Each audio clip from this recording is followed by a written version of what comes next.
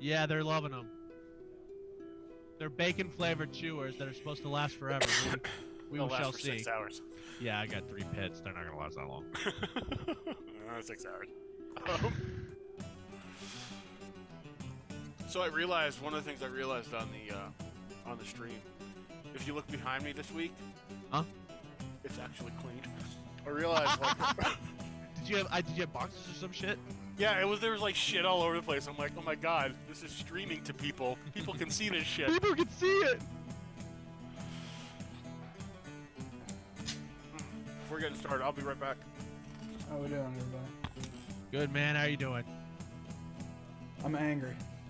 Why are you angry? Don't be angry, bro. My dog tore into my fucking chocolate coffee while we were at the store. I am so fucking mad right now.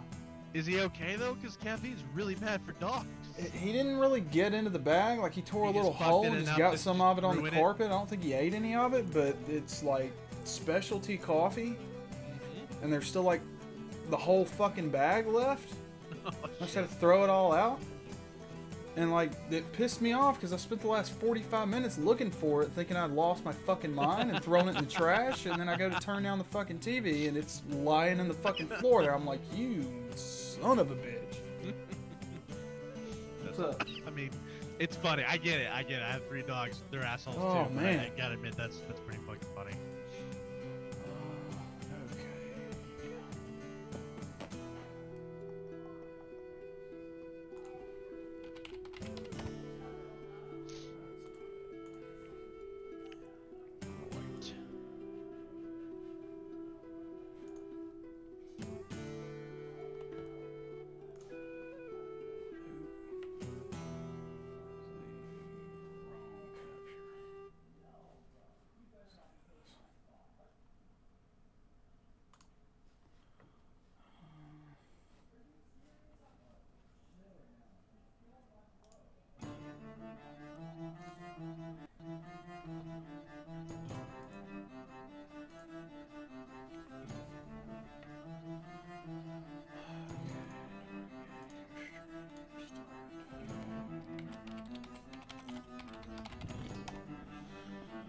A discerning wizard drinks gin and tonic. Hey, Jim. What's up, Trey? Not much. Look, man. Even my gin looks like it comes in a potion bottle. That's kind of cool. Carly's grandfather, her mother's dad, used to be like I don't want to say an archaeologist, but he collected like antique glass bottles and shit. Nice. So her mom has like this massive collection of like, 100-year-old like fucking, snake oil bottles and shit, like skull and crossbones and shit on it. Looks pretty cool. That's awesome.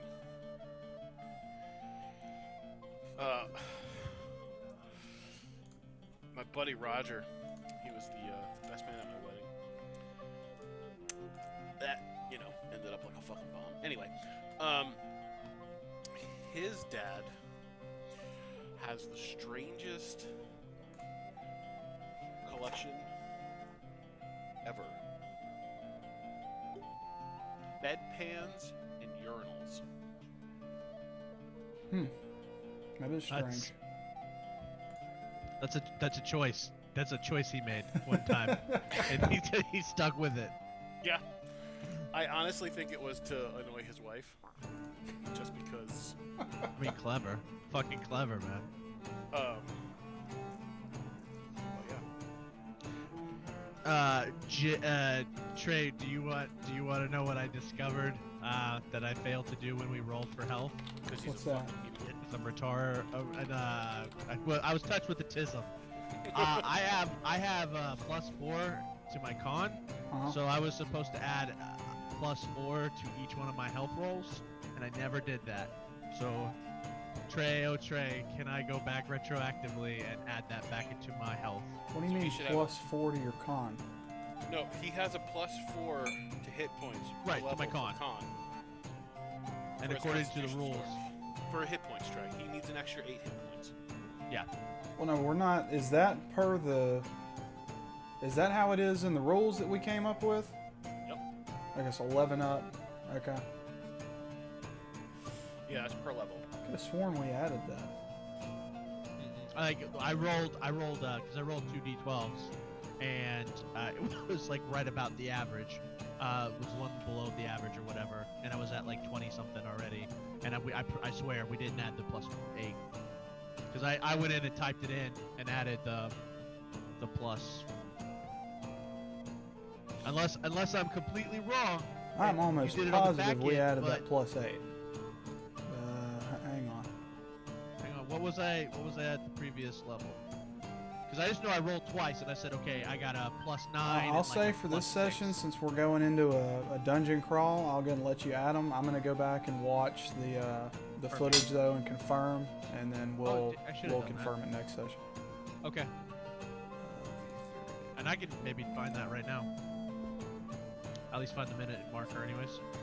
So that'll put me at 42 hit points, which I just put on there. I don't know if you saw that change.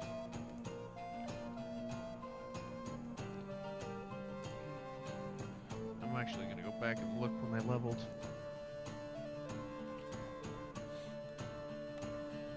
Fuck.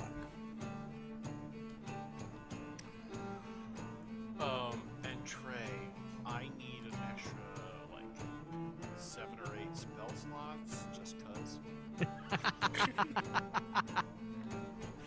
What's so weird is I'm hearing your voice right now because I'm looking at the stream trying to find it, and you're talking. It's like, yeah. Trey, are my levels better this week? Yeah, I can hear you. Good. All right. I actually did fix it. God damn it. I'm sorry. Do you want me to put it back to the way it was?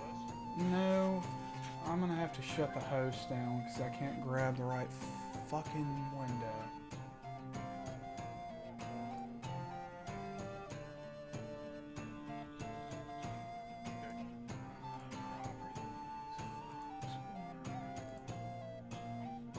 Piece of shit.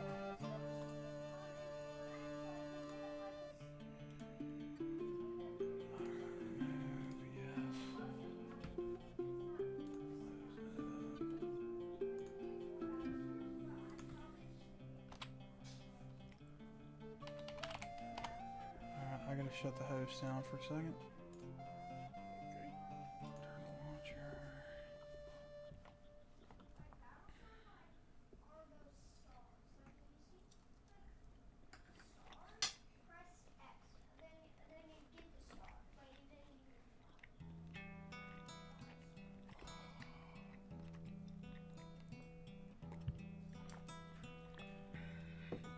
Is that Aaron in chat with us? Sure, bro.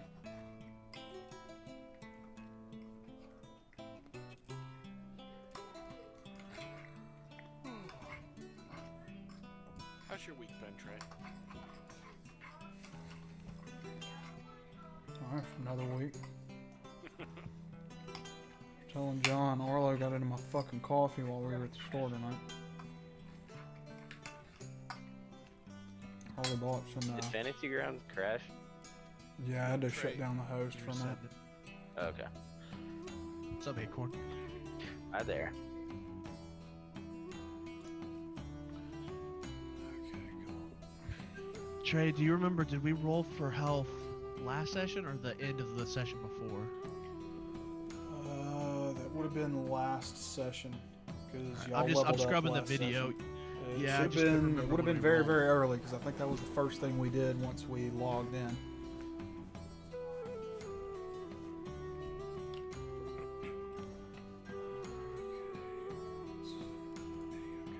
Did we do that before we got into the city?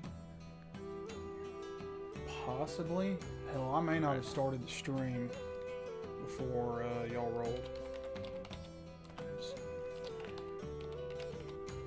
See where you rolled.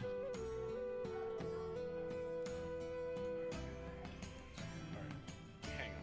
So you're level 5, right? You're level 3. Yeah, I'm level 3 hardcore mode. Yeah, yeah. Okay, so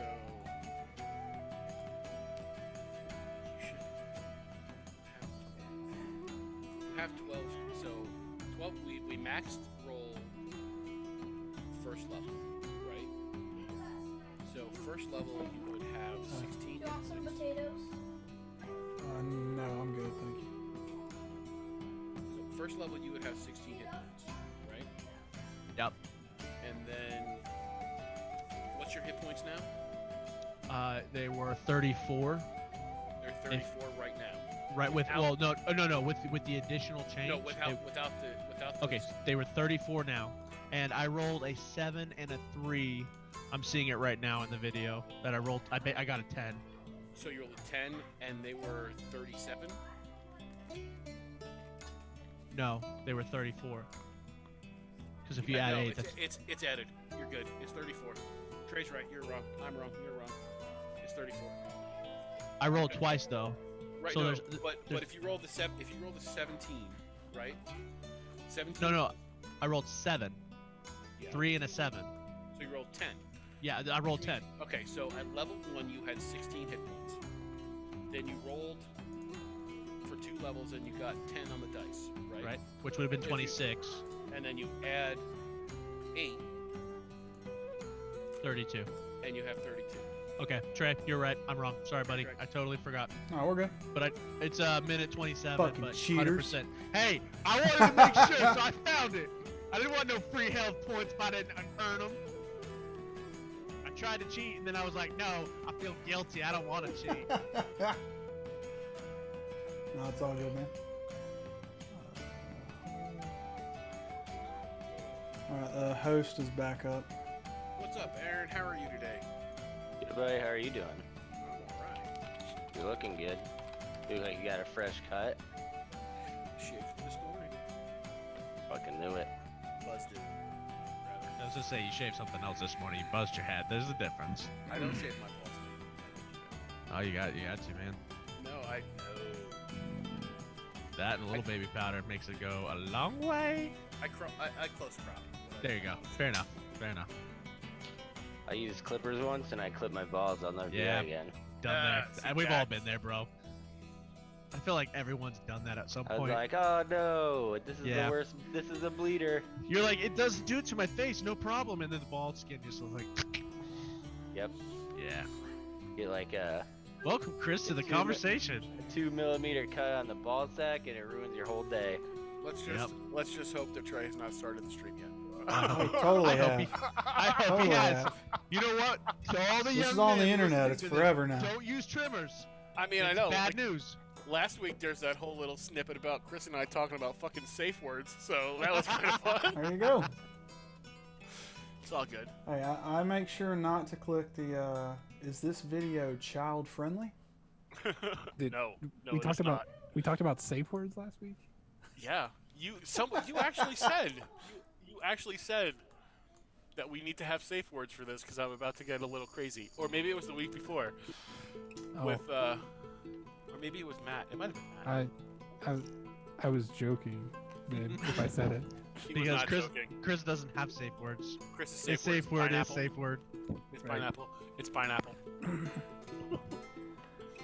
My safe word is how are we gonna hide the body? Moist. Ugh. Nothing, nothing says I love you like moist. All right, can we like never say that word again, please? Thanks. I mean, I'll kill you, John. I can't promise. you. I I can't promise. I'll try. John. I only do this occasionally. John, look at me. Look at me in the eyes. I will Isn't- kill you. Stop it. This Isn't the- game or on the Wednesday one. Isn't the both. majority of this game gonna take place in a swamp? No, we're in the cave, Yes, brother. and swamps are damp. So shut up. Swamps with moist ground. Oh, fuck you, dude.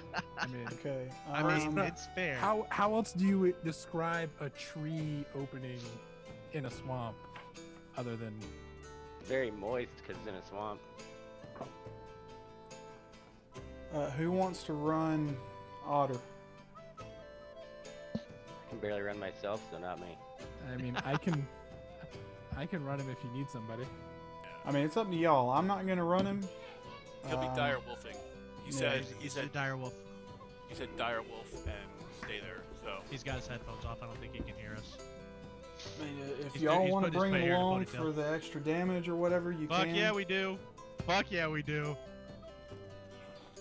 I'll happily play him, but I think maybe Chris having him would be good.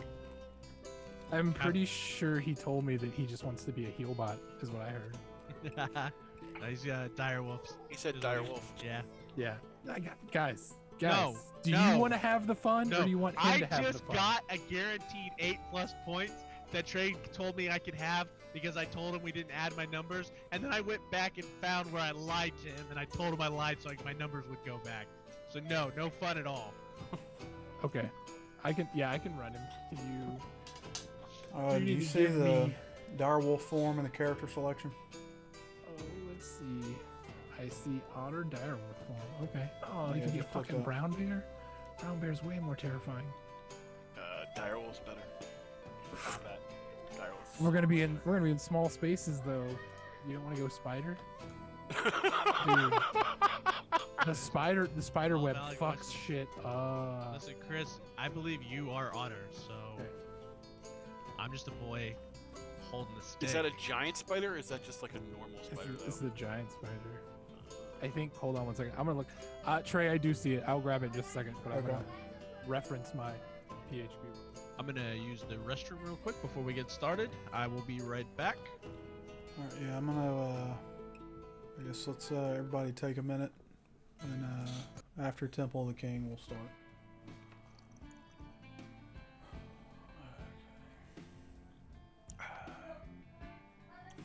What are you looking up, Chris?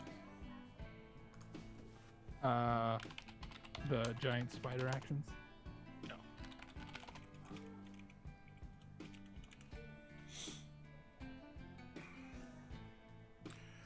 Oh god, I forgot. For some creatures, you can just type it in and it'll bring it right up. But for giant spider, it's like Australia. It doesn't matter. I have books. I will forever reference them. I cannot fully adopt this online thing for some reason. My brain doesn't work like that. Let's see. AC 14, 24 hit points, 30, 30. In spider climb, climb with web sense, web walker, web recharge on 5 to 6, range weapon attack, +5 to hit, 30, 60. Target is restrained. That's pretty fucking badass. DC 12 strength check though. I feel like Yeah, but I don't know, man. If anybody gets a hit off on him, it's like everything's at advantage if you're restrained. right, but so Dire Wolf has the hit knockdown, DC 14 or knock prone. Yeah, I fucking hate prone. Ranged attacks now have disadvantage. It's terrible. Yep. It's not always Prone's, about you. prone's not good. It's not always about you, Chris. It is. That's why I'm playing it.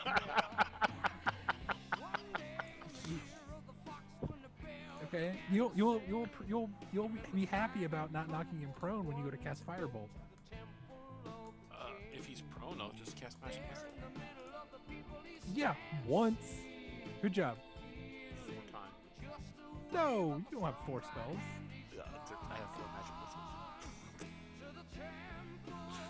I'm joking. I don't know. I know. You have 1 to 4 magic missiles. Good luck. You know what? I can upcast that Magic Missile. I get 5.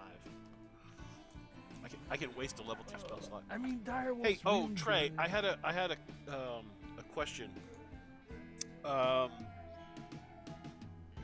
For concentration checks when someone takes damage,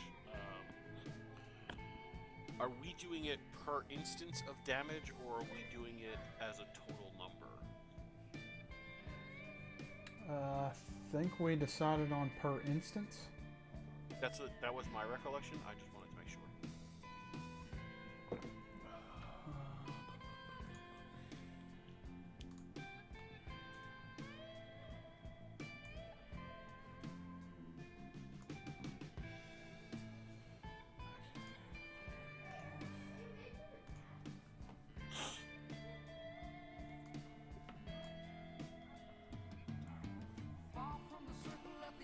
So the picture in D&D Beyond of the giant spider does not look like a spider at all. It looks like an enlarged dust mite. That is the least terrifying picture of a giant spider I have seen. You should have just taken it from Lord of the Rings. Yeah. That one was good.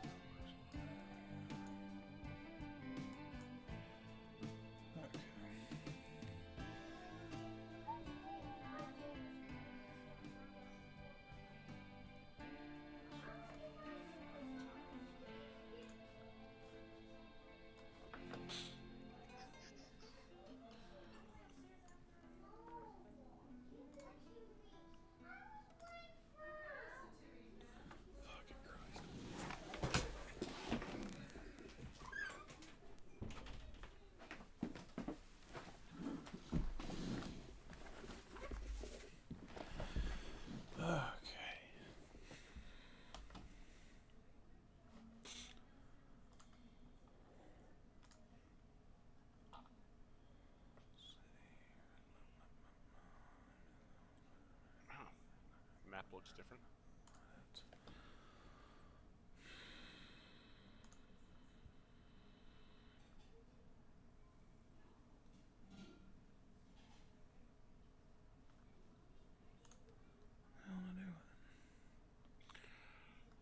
Okay, why does this map say Jungle Dragon?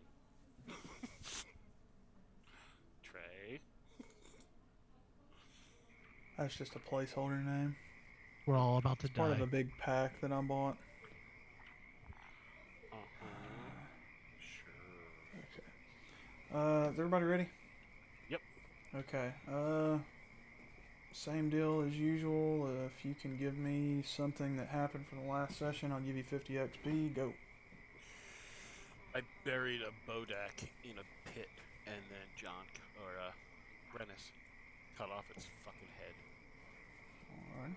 As I look deeply into his purple, ruby, golden, ruby, whatever eyes, they were purple, we found out that the Worm King himself is coming to visit. It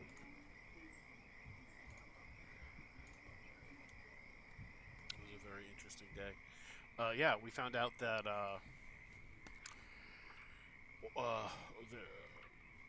at some point Orcus is in the mix now, which is why there was a Bodak who is apparently a herald of Orcus, and there's that puts a damper on just about everything. So when we get back to Neverwinter, we'll have to talk to them about that as well. And what else we got going on? We found out that the people that killed my uncle, we found out what his name was and that he's been on the run. They don't know if he's alive or not since the dragons had attacked Neverwinter. So, but we have a face and a name to go after. We figured also have some notes to follow up on whenever we get to Waterdeep. Yeah, that I don't know if that has anything to do with like the cultists disappearing. Like along with your family? I'm not sure. Yeah, we're not sure either. We just know that they had warned for us to leave, my uncle to leave with me and Cade, and it was too late. So. Oh, yeah, and there's a guy that just lost his lordship in Neverwinter, and obviously that guy's evil. So he'll come back. He's the guy who comes back by the end of the season. Pretty sure. Who are you talking about? Remember we found all those flyers and it was like the family, somebody went missing, and then it was like they came back, and then he like started bitching, and then he like lost his lordship. There was like a whole Neverember. Yeah, there was like a whole backstory in the things that we read that we picked up randomly. You don't remember that? And, you created that it. is not at all what those things said. Our retention may not be as good. I wrote everything down, and Somebody needs. I wrote everything that was in all 4 of those documents down in 5 words. I'm pretty sure I know the whole story. Somebody needs to get the keen mind feed so we can just go, Trey, what does my character remember? Like he has a photographic memory. Well, that and the Neverwinter Guard seemed busy. Like that Swift-Heart chick seemed like they were in over their head. Yeah. Yeah. You know, it's the perfect time for a group of plucky adventurers to step up and get killed, or help out. I feel like that's where we're at. Aaron, what do you remember? I didn't die, and I didn't fall asleep. You did fall asleep. No, I didn't. That was not. That was at the end of the notes. Doesn't count. Yeah, that And was he the was end of the at- session, so I give him credit. And you were like unhittable too. That was kind of nice. No, and I got scared of that guy at one time. Yeah, you did. I couldn't do anything except ponder my moves forward. We all fell back to the cart, took a nice rest, ate some good food. They gave us a +2, and I guess we have moved forward now. Has everybody got the map I sent out? Yes, I have it. So you guys, I'm gonna say you're rested. Brennus, roll me a con save DC 12.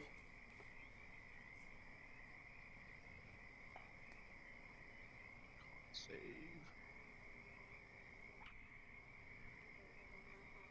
Okay. So your rest is fitful. You see,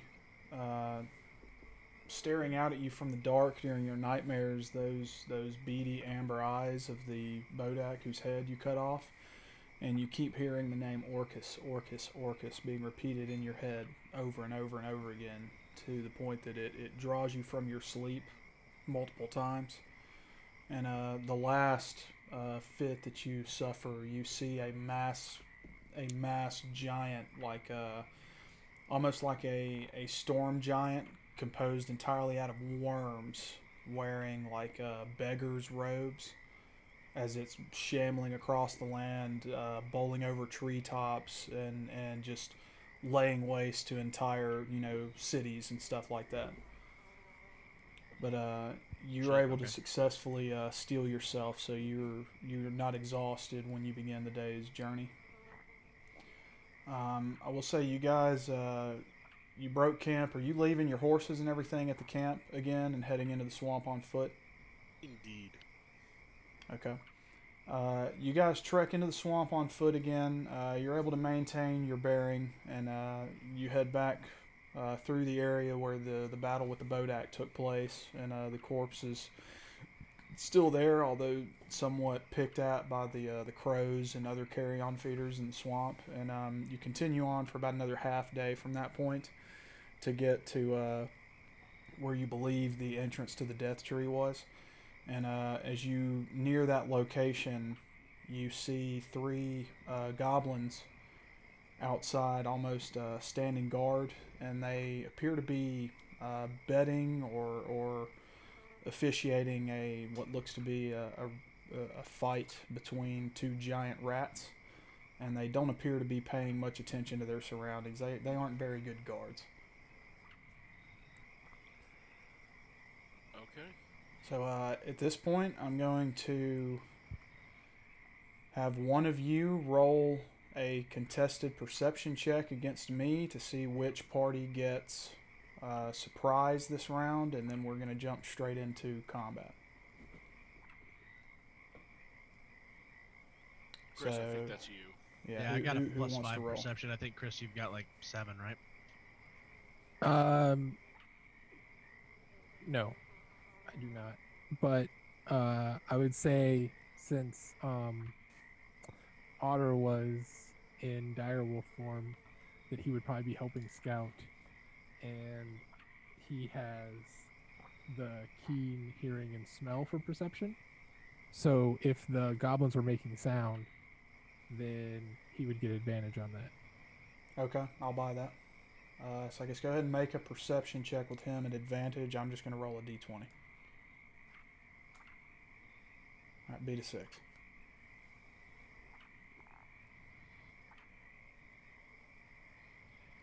This is my first time. Hold on a second. See, there we go. Alright. So at this point, I will say you guys are able to move and attack this first round of combat, and the goblins and the rats are not going to get an action this round. So what we're going to do for this session, I'm going to do the declared actions for the first round of combat. So we'll do the intelligence declared actions for one round at the start of combat, and from that point on, I'm just going to roll initiative each round. So this should move a lot quicker. So let's go ahead and declare actions lowest to highest. I forget what the order is. I think Brennus is going first. I'm a big dummy. I would like to. So we are able to move all the way around the swamp and get up against them, right, to get a sneak attack. I would say. How far is that? Yeah, I'll say you can get to them within one round. And actually attack. Like I'm not having yeah, I'll say you can get up there and make your attack. So I'm gonna get right up on them, and then I'm going to cleave the what is that number? The one that you've got the arrow next to. That would be my play. Okay. But before I do that, like I'm not gonna be hindered by the swamp or anything.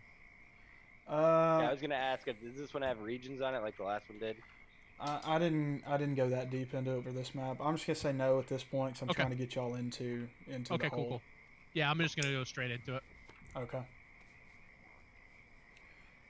So Brennus is moving into attack. I think that moves us up to Cade. Actually, no, Glenfeather. What is Glenfeather doing? I think Glenfeather's supposed to declare first. Yeah, Glenfeather is going to go run. He's going to dive bomb one of them to distract for help, and he will distract Goblin number 3. Okay. I guess y'all go ahead and control click the targets. So we'll go ahead and have that done once initiative is rolled.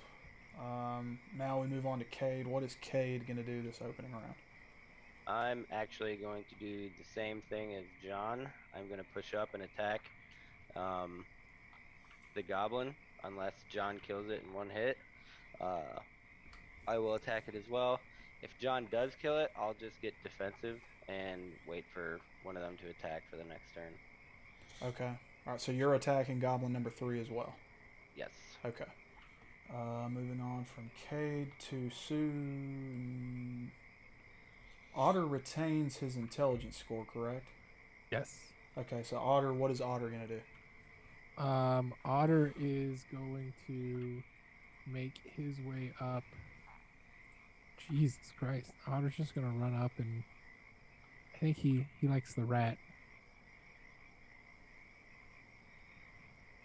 Alrighty. Well, he won't be able to attack this round, so he'll just make his way up. Okay. And Susu? Which one of these is your friend? Bartleby? What? The rats. Is one of these your friend?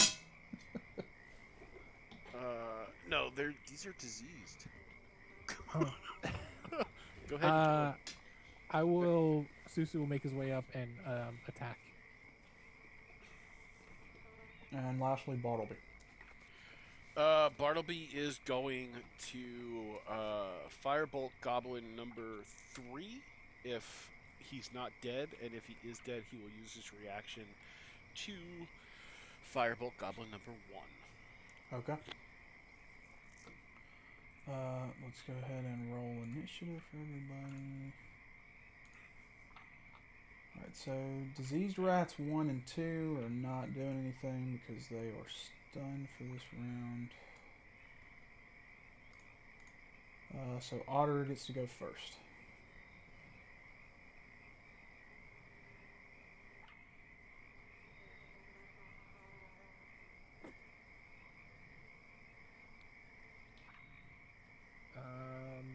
think that is. Right. Trey said we could make it Yeah. all the way though. Yeah, Yeah, he said I'll we can say make you it can all the make way it to all the attack. way for this you for this can? round. Yeah, I'll say you can make it all the way and attack. Okay. Then he will attack.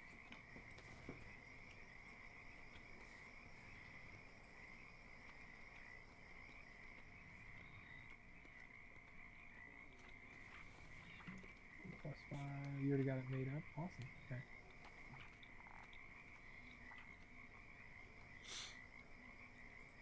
That's a hit. Boom. 2d6? Is that fucking for real?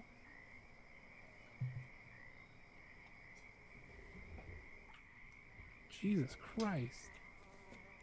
Snake eyes. Awesome. Fucking fail. Badass damage, and I roll 2 1s. Perfect. Describe Otter's attack on disease rat number 2. Otter runs up. Even though he's quite quick, he still seems to hobble on one leg. It's strange. It's like he's not used to having all 4 limbs. And he runs up and basically like stops for just a second, wagging his tail as if he's getting ready to play with it, and then dive bombs towards the rat, kind of catching one of its back legs with his claws or with his teeth as he bites at it. Starts kind of like ripping around. Yeah, as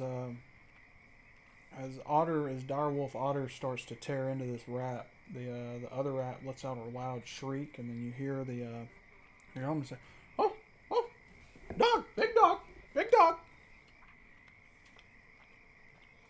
Bartleby. All right, Bartleby is going to firebolt.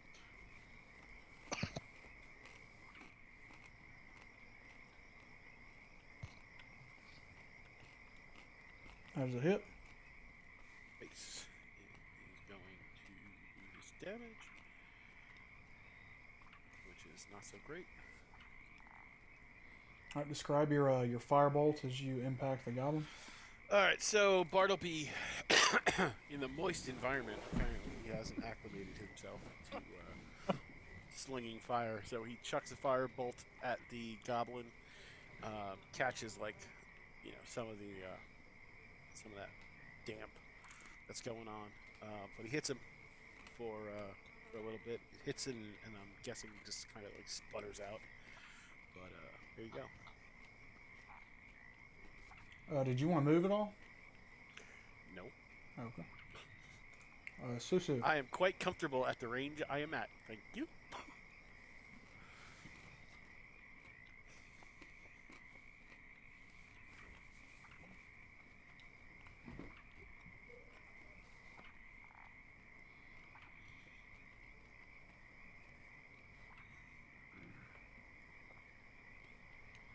Were you gonna attack? Yeah, Okay. I was checking range. Okay.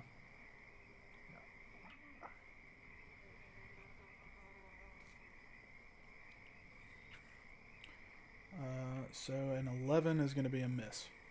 Motherfucker. I will run up and trudging my way through the swamp, and I will draw one of my daggers, chuck it at him just as he notices the dog and starts moving. All right. And then I'll whisper like angry elven curses under my breath. All right, so Glimfeather is going to. He's just going to fly over. He'll end his turn over there, and he will distract that goblin. So the next party member that hits the goblin has advantage. Okay. Brennus. Brennus is going to charge directly over to this son of a bitch. How do I target? Control left click. Control. All right, and I'm going to attack him with my big ol' axe. Don't forget advantage. You're attacking him with your big ass? Is that what you just said? Gonna crush him. Great weapon master. Oh yeah, yeah. Sorry, did I not say that? No, The you great did not.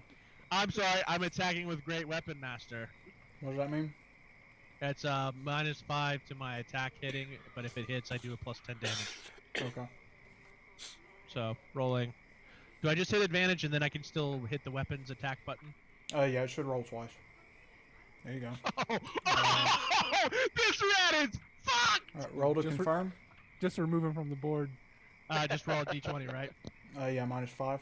Well, I mean, make another attack at -5. Okay. At advantage or no? No. Okay, so you score your hit, but it's not a critical hit. So go ahead and roll your damage, and then add 10. Wait, even on a natty 20? You have to confirm your critical. Oh. Okay. Alright. Then I'm going to roll that. So 9 plus 10 is 19. Describe your killing blow. I just take my axe and I slam it down on top of him and split him in two. He like just folds open like that. As you cleave him in two, the mist of gore kind of showers over the goblin behind him, and you can see the terror in its face, knowing that it's about to die. And Cade, you're up. Well, now that John has killed that guy, I'm just gonna come over here and be defensive to help them if I need to. That's it. You can still Alright. attack, man. Right? I Yeah, thought you I can- can't change my action. No, you can use your reaction to change. Just in the ensuing, like, for instance, it doesn't really matter much since you're going at the end of the round. But if you're going in like the middle of the round or something, and there were enemies going after you, if they moved out of your melee combat space, you would not have your reaction available to make an attack of opportunity. But you can use your reaction to change your declared action at this point. Okay, I'll use my reaction then, and I will attack the goblin 1. Okay. You got him targeted. Control click. Yes. There you go. All right, make your attack. What do I roll again? D20. Now look on your character sheet. There's a Actions. tab for actions. Hmm. Then looks like you've got a longsword and a scimitar. Do you know which weapon you're using? Just the longsword. I tried to pull the scimitar off it last time, but it wouldn't let me. Because I'm running a shield with it and not a sword. Okay. All right, I pulled it off. So where the little D20 is next to the +6, just double click that, and it'll roll your attack. All right, that's a hit. Go ahead and roll your damage. So the 1d8 + 3, yeah, you got it. All right, describe your killing blow. John finishes his kill, so I jumped over John, and I shoved my sword through his eye hole. There's a very loud squelch as your blade pierces the back of his skull. And as you go to pull it back out, it almost makes like almost kind of a whistling, kind of ringing sound as it scrapes against the bone in the back of his head. And I that high-five John. concludes the first round of combat. High five! We got him, bro. We got him. Alright, so now we're no longer declaring actions. I'm just going to roll initiative and we're going to go from there. Susu, you're up.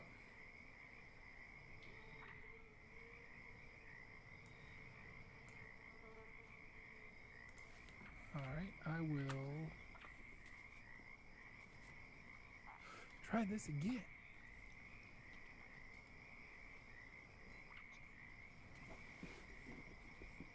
That's a hit. There we go. Oh, shoot.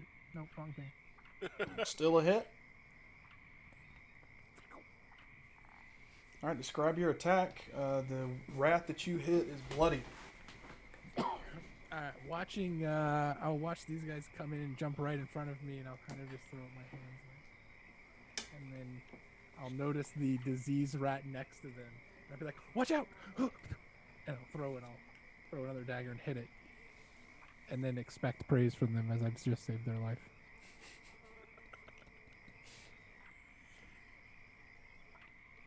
Are you done with your turn? Yes, sorry, I'm done with my turn. Bartleby. Bartleby's gonna move up just a bit. Direwolf, Otter, and Glimfeather are coming up next. He's gonna move up just a bit, and then he's gonna say, "Hey, let me cauterize that wound for you." It's going to be a whiff. Or not. Never mind. So wet. So damp. My It's very fingers moist are out here. moist. It's very moist out here. It's very moist. Otter. So does diagonal count as Yeah, pack tactics wolf is within or ally within 5 feet? of Yes, the I thing would say you're so, hitting. yeah. Yeah. Okay. So seeing his other mates actually I can attack diagonally too, right? Yeah. Okay. So seeing his other mates in danger, and this rat not being very fun, Otter will go to attack the rat that's already bloodied, and Actually, he gets advantage. hang on. That rat died. Okay. Sorry about well, we'll keep playing with this rat name. Okay. Never mind.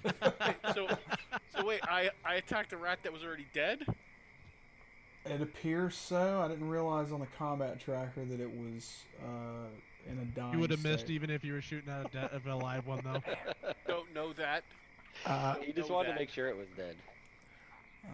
Okay. Otter will kind of rear back and kind of snap his jaws a little bit, try and get the mud out, and then he will dive back in and this time get the rat solidly and start ripping at it. Okay, as you start slinging the rat around in your throat, the head separates from the body, and the rat is dead.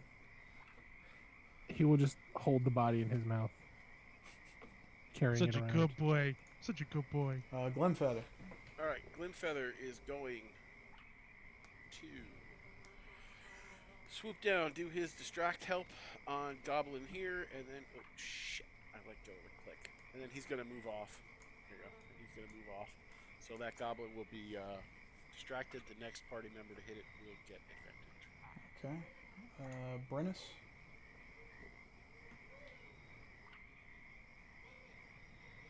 John, that's you.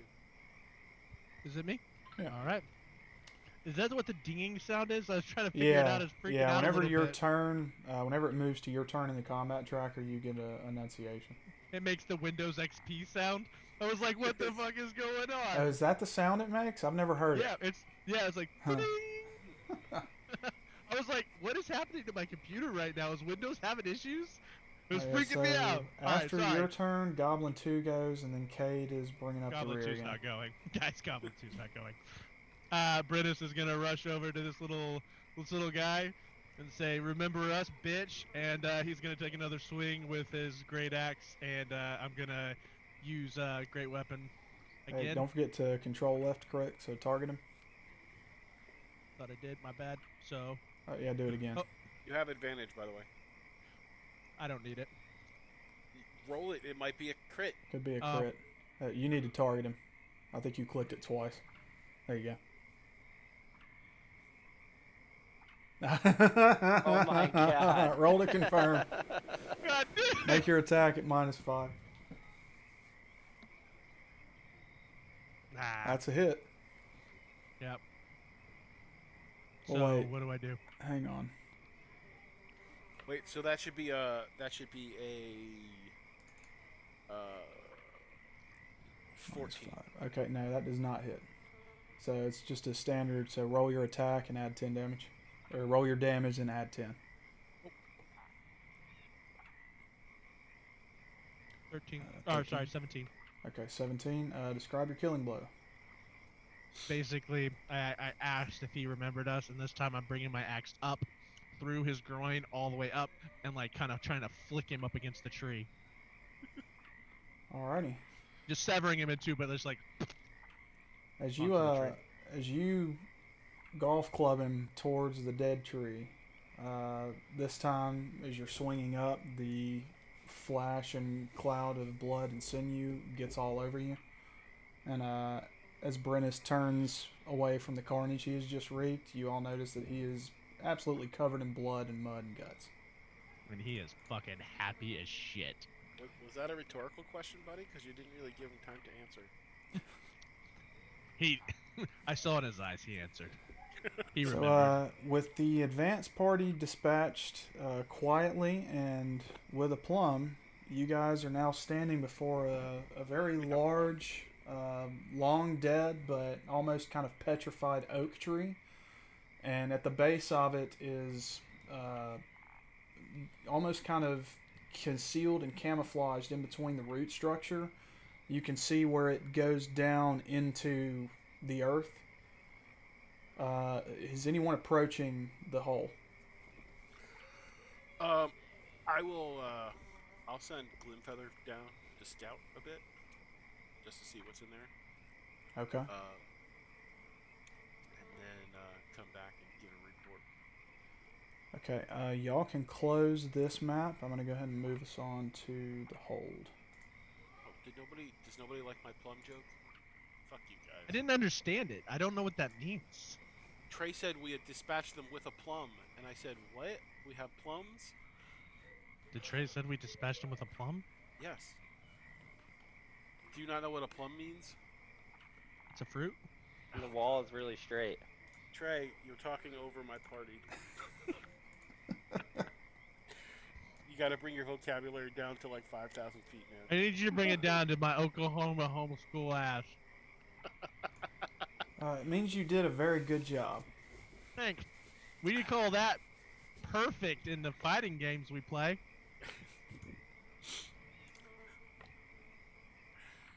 You hit the combo just right, John. Hell yeah. That rat remembered.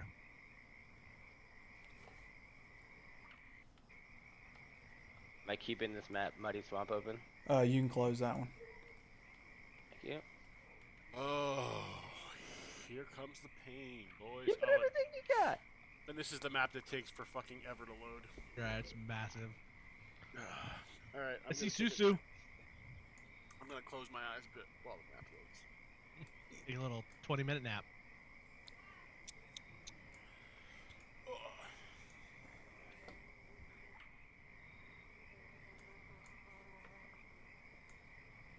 I gotta bring up the...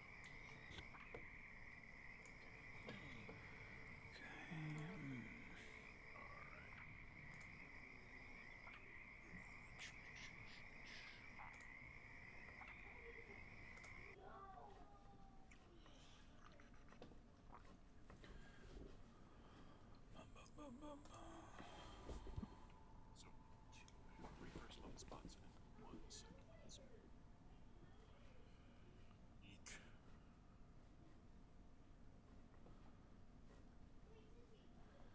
Okay, y'all let me know when you've got that map loaded. I just see like a weird dirt path where Grimfeather is, and then like a giant pile of bones. But that's all I see on that. Oh, and it just disappeared. I got a straight up gray screen. I was trying to zoom out, and then it just disappeared.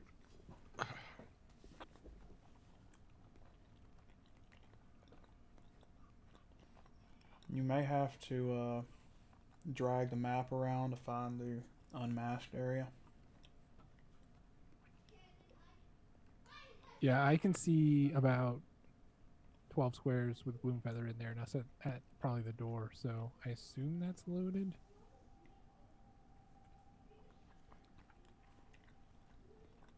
Yeah, but then mine disappeared. Give it everything you got. Could you resend it? Dying over here at Black Long. Sorry, boys. The location we're in, too, is the bottom left-hand corner. So if you need to drag your gold cross over there.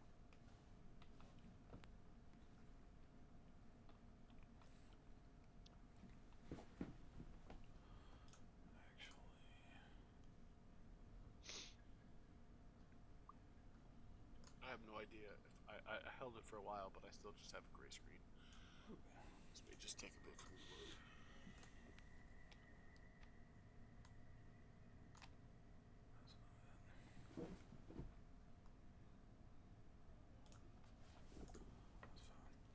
Okay, so you're sending Glimfeather down into the hold?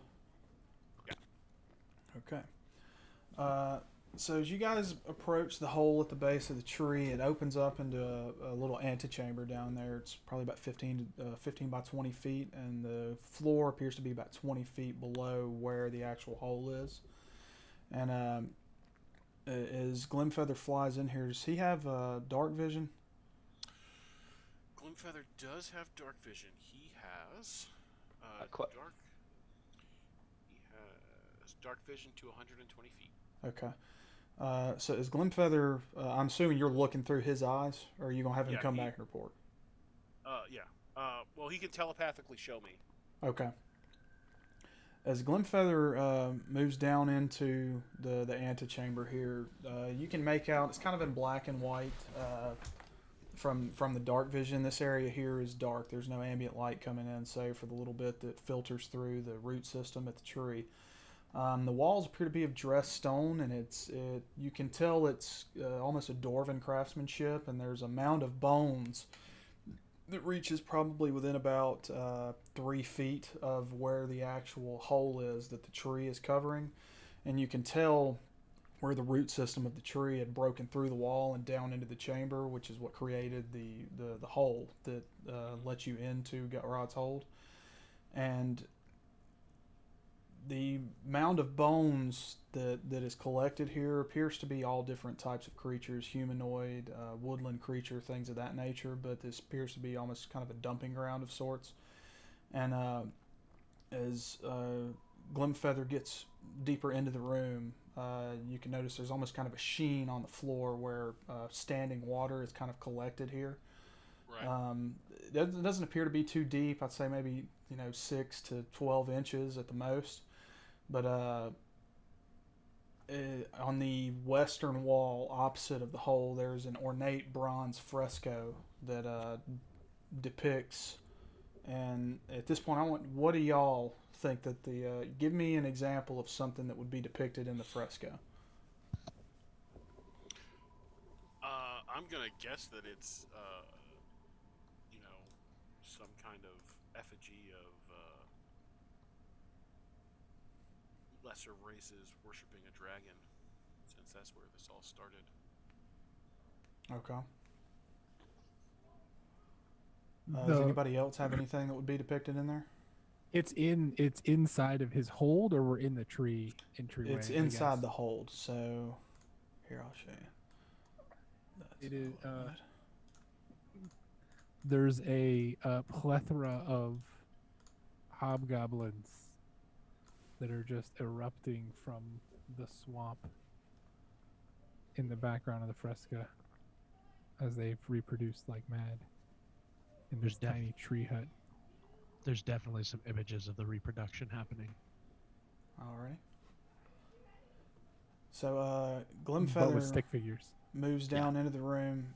How far into the dungeon are you gonna send him? So just so y'all can tell, and I'm gonna go ahead and unmask the hallways here. Unless there is a brown wooden door, it is an archway. So there is no door there per se. So if you want Glimfeather to go further into the hold, he can do that. But I will tell you, if any enemies see him, they're going to know he is not. The birds do not come down here. They're going to shoot him and eat him. Well, we'll shoot him. They won't be able to eat him. Well, they won't know that, but that's why they will shoot him. Okay, so he's basically in here. I think so. This room is clear. Yes, there does not appear to be anything in this room. All right, so we're gonna, he's gonna let me know that, and then I'll just say, hey, the anteroom is clear, so we can go down in. Are these doors shut? Yes. So these are not doors; these are archways. So you can see out of this room and into the room to the north here. And to the south, you can see what looks to be a hallway. It turns to the west and then continues onward. All right, so Glimfeather should be able to see 120 feet. So these hallways are just 10 feet, and then they turn? Yeah. Here, let me unmask some more of this. So you said 120 feet. Yeah. So looking into the room to the north, there is light coming from in there, and it's basically there is a you can make out a iron, or not an iron door. You can make out a wooden door that is closed to the left, right as you enter that room on the southwest face. And then stairways. Yeah, and then the northwestern face, there's an open archway that goes, and then you can see stairs leading up. Okay. In that room to the north, you can hear almost faint kind of animal noises, almost kind of insectoid in nature, even though it sounds like there may be some type of game or something possibly going on in that room. Okay. And then to the south? You do not hear anything to the south currently. Alright, well, the coast is clear to come in, guys. So, Bartleby will make his way down. Okay. Brennus and is going to nudge Cade, and suggest that we move into the hall. Okay. I agree. I will say, as you start to move in Bartleby, once you plant your feet on top of the mound of skulls, you quickly realize it's not as compacted as you would have thought it would have been, and as you start to shift your feet around in it, some of the bones start to come loose and roll down the side of the mound. Give me a dexterity acrobatics DC 12. Sure, Trey. Let me go ahead and take care of that. So it's just a D20 because I don't have it. Yeah. Okay. As you lower yourself down from the root system onto the mound of skulls, it's actually to the point where you kind of almost drop down onto it because it's about 3 feet below where the root system is. And when you hit it, you land on your butt and slide down the mountain of bones. And as you're going, bones, skulls, femurs tumble down with you and go crashing into the water below, alerting the guards in the room to the north. So I've built an encounter table for this dungeon, and I'm going to roll on it now. Boom. The higher I roll, the more fucked y'all are going to be. Nice. So let's see what happens.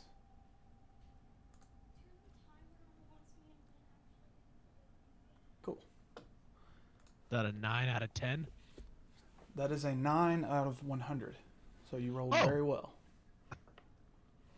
Oh, I thought that was Oh, two shit. 9s. I was like 99. I was like, see, guys. Well, it's been real, boys! So the whole dungeon doesn't know we're here yet. That's good. You rolled a 93. Maybe. No, he rolled a 9. A 0 and a 9. Okay.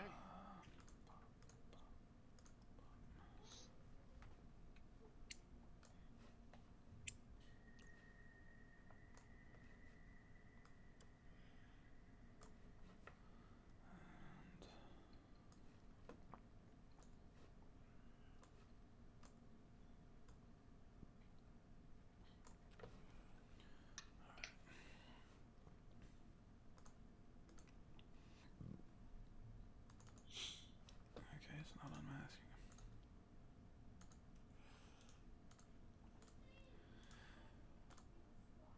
As you crash and you land on your butt in about 8 to 10 inches of stagnant water, you hear a voice in Goblin from the north side. Intruders! Alert! Alert! Intruders!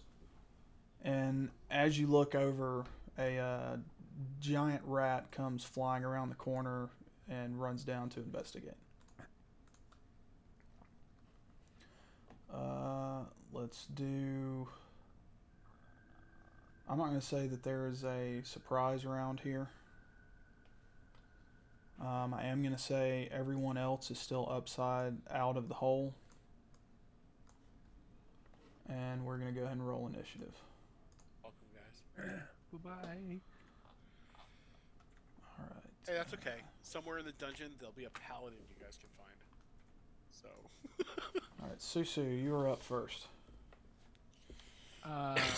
So effectively, all I know at this point is that he slipped and fell down into the hole. You know, he made quite a commotion when he fell into the room. Yes. Did I hear the goblin words? I guess. I'm not gonna say you heard words specifically, but you did hear something other than Bartleby making a noise, and you could discern it may not have been like a sounding an alarm or anything like that, but you do believe that he has alerted someone to your presence. Okay, I will. I guess I will move through the room, and then as I pass the door, I will attack. Okay, when you drop down onto the bones, give me an acrobatics check, DC 12.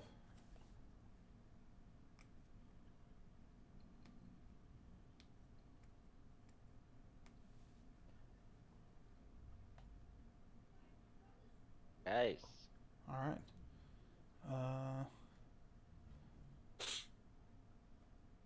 That rolled for Otter. I'll count that for Susu though. So you drop down and you're able to successfully navigate down the mound of bones without sending any more of them crashing to the floor. And as you hit the bottom, you see the giant rat coming around the corner, headed towards yours and Bartleby's position. Okay, I'll kind of drop down and then regain my balance from the bones. And like I said, I'll use the momentum downward to kind of move to the doorway, and then shoot at the rat. All right. That's a hit.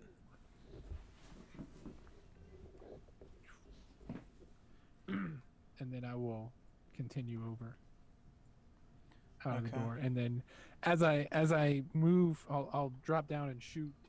And then as I move away, I will yell out to the group, "Careful on the first step." Okay. You're throwing daggers, right? Well, this time I was using my short bow. Okay. I'm going to say you recovered your daggers from the enemies up top, but from now on, we're going to need to actually declare that, and then we're going to roll to see basically recovered ammunition. There's going to be a percentage that you recover, so you're not going to get all of your arrows and shit back each time. Are daggers and arrows the same? Like, is there a different percentage I'll of recovery? say that daggers are only going to be rolled on if you miss your target. So, like, for instance, that first one you threw, there would have been a percentage chance that it got lost in the muck of the swamp. Sure. But I'm not going to do that now. But just going forward, when you miss, especially when you miss, there's a 50% chance that the item you attacked with is gone. But any arrow, any arrow has a chance is going to be of being a damaged. chance. Yeah. Okay. Yeah. Okay. Cool. Sounds good. All right. So your turn is concluded. Bartleby. Bartleby's gonna take 2 steps back, so or 1 step back, so he's here.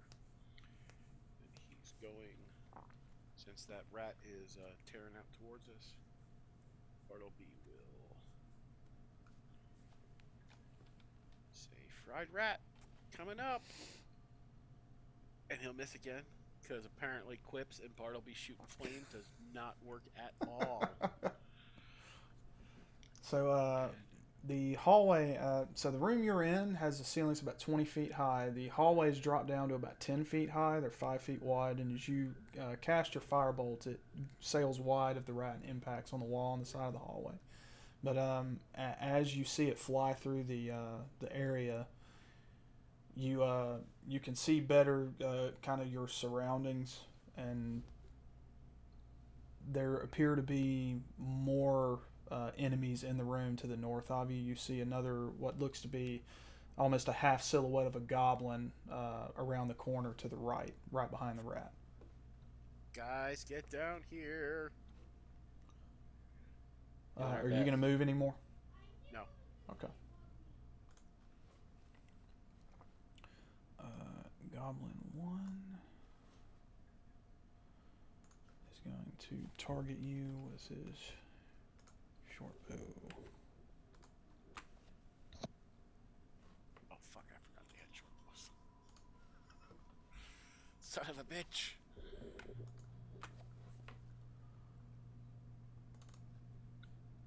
Hi, my name's That's a Bartleby. hit. I'll be your pincushion. The Defense Department regrets to inform you that Bartleby is dead because he was stupid. So the goblin, as it sees your firebolt impact the wall, draws, knocks an arrow, and fires and hits you square in the chest for 5 points of damage. And as he does this, he moves forward and crashes into the door to the left there and takes up a defensive position. Okay. And that automatically comes out of my hit points, right? Yes, it should. Yep, it did. Yeah. Wounded 5. Another goblin steps off center here and is going to attempt to shoot you with a bow.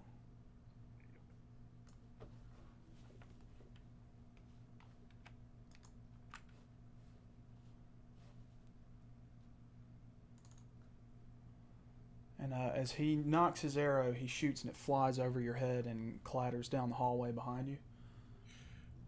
And then he is going to turn and start running up the steps. We are so fucked. Okay. Goblin 3 is going to maintain his defensive position, and he's going to peek out from behind the wall and take a shot at you with his short bow. Of course he does. Ooh, that was almost a 20. And again, you have another arrow flying near your head and clattering down the hallway behind you. And Cade, it is now your turn. And after Cade, we've got Otter, Direwolf form, and then Glimfeather. And Brennus is coming up after Glimfeather. You're after Glimfeather. I guess I'm gonna make my way down, kind of hold into this hallway. I'll attack that giant diseased rat Okay. when I get down there. Real quick, as you drop down into the hole, give me a acrobatics DC 12. If you don't have acrobatics, just roll me a dexterity check. Or I guess just a DC 20. If you don't I'll have just use acrobatics. dex because I don't have acrobatics. Hell yeah! As you drop down onto the mountain of bones, the added weight of your armor sinks you a little bit deeper than you had kind of anticipated and sends you tumbling forward. And as you roll down the mound, you make a very loud clatter as you land prone right in the doorway there. And that is going to alert the group in the south guard room. And I'm going to roll again. Alrighty. We're marginally more fucked. Marginally. No, I don't. I think significantly. And so you're going to end your turn prone in the doorway there with the rat coming at you. And then that's going to move on to Otter. Oh boy. Can Otter move past Cade? Yeah, I'll say you can step past him. Okay, Otter will step over him and attack. He'll drop the body of the rat that he still has in his mouth to attack the rat in front of him. Okay.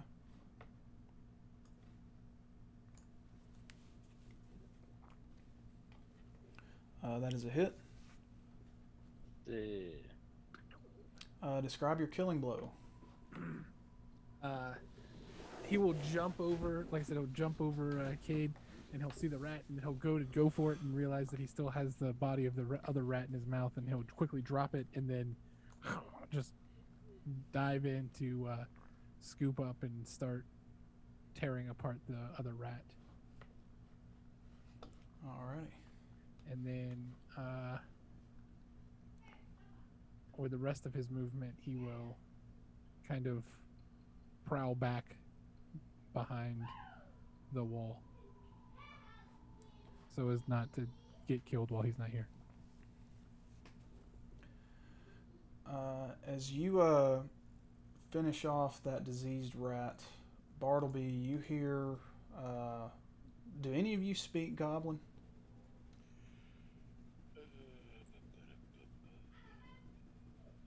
Otter's the only one that was able to, whatever his enemy was, right? And he's a wolf, so no. I Or was it you, Chris? Susu speaks Goblin because I took Goblin as one of my favorite enemies. Perfect. Okay. As you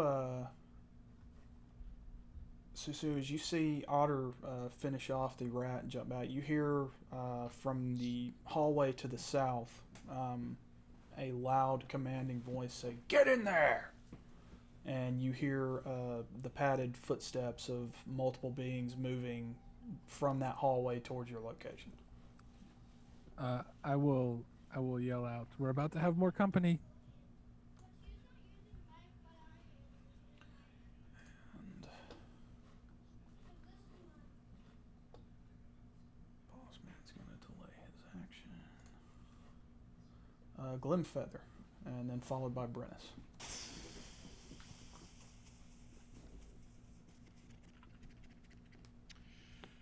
All right. Let's see. 1, 2, 3, 4, 5. Okay. Glimfeather is going to fly into this room. Perform the help. Oh fuck! I did it again. Perform the help action on this goblin, and then fly back out. Alrighty. Where do you want to park him at? Okay. Just right where he was. I'm just gonna hang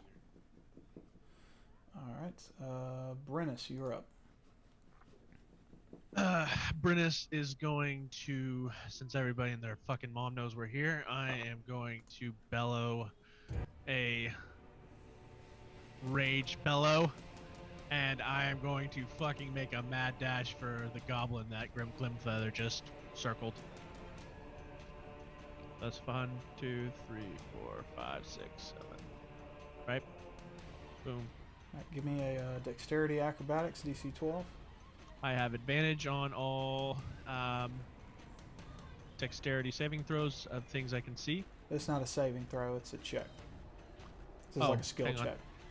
Is that not DC advantage on dex against effects that you can see while not blinded, defended, or incapacitated? So, Alright, Jim, would you roll this as an effect, or is this like an environmental add? I would not. This would just be a straight. If you have acrobatics, roll acrobatics. If you don't, but not at advantage. no. I mean, I think if it had something to do with terrain, like if you avoided difficult terrain or something, then I would say it would impact it. But if it's more of a terrain thing, then I would say it's not really a skill check. Just tell me what I'm rolling, boss.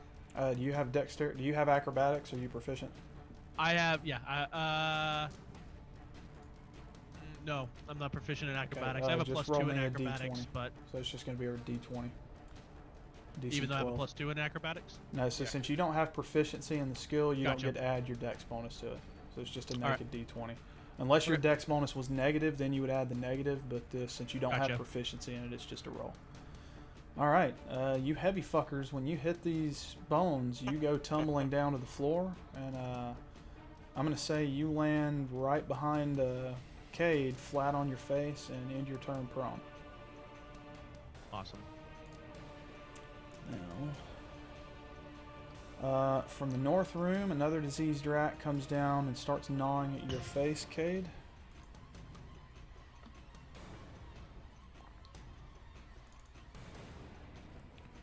Uh, 21, that is a hit.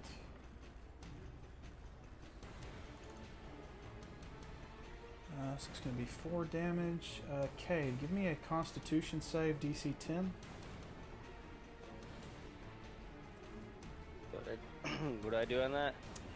So on your character sheet on the main tab, on the Yeah, the right hand save side where it side. says saves, yeah, hit the, click the die next to con, and beat a 10. Right. That's not a 10.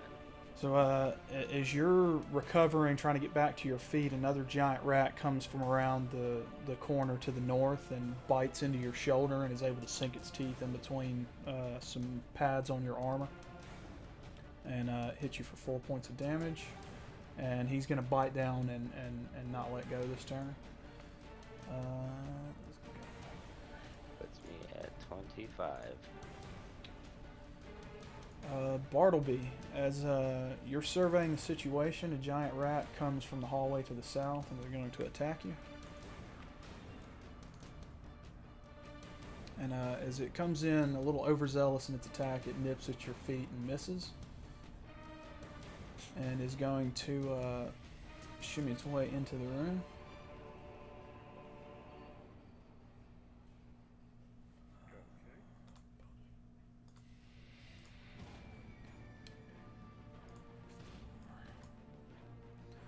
And another rat comes from the hallway to the south and is going to attempt to bite you.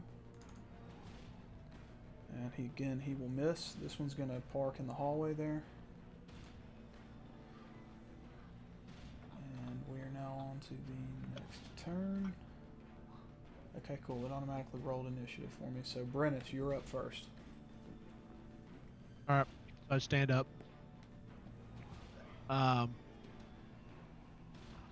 Glimfeather's what was up above Glimfeather. He's just in the air, correct? Yeah, he is up off the ground. If you Alright. want to move into that space, I can just push him away. Yeah, I mean, at this point, I can't get past Cade because there's the rat there. So I'm not gonna be able to get over that rat, and I can't get over where you're at because there's a rat. So I'll just attack that rat. That's right there.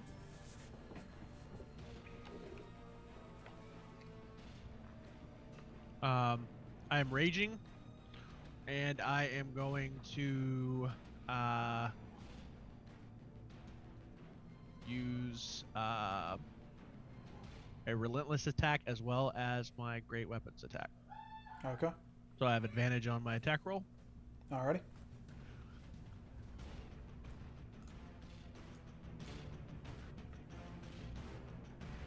-5 on my hit, by the way.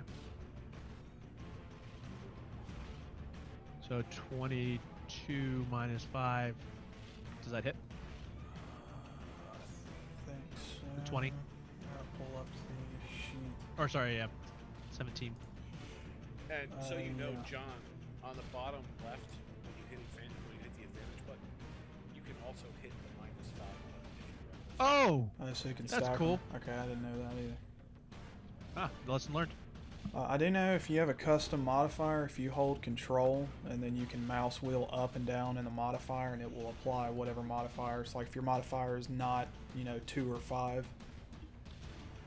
But I think it only applies to that one roll. A 7. see that, though. Was it a 17? 17 hits. I think the rats have an AC of 12. Okay, so I'm gonna fucking bash the shit out of this motherfucker. Gonna roll your damage. That is 18, my man. Describe your killing blow. I am going to smash the shit out of it and then like flick it up against the wall to make some room.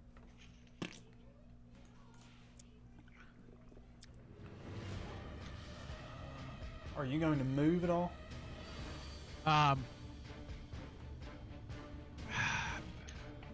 Can I move Bartleby? Like, am I allowed to do that in combat? Like, Yeah. push him or shove him or some shit so that I get between him and that fucking rat? You can jump over him. He's short. And I can't jump into a space that's being occupied. No, you jump over him. Just stand Like- next to me. Yeah. That way. Can In the I? same spot. Yeah. No, I mean you can take the space next to me. You can't be in the same space.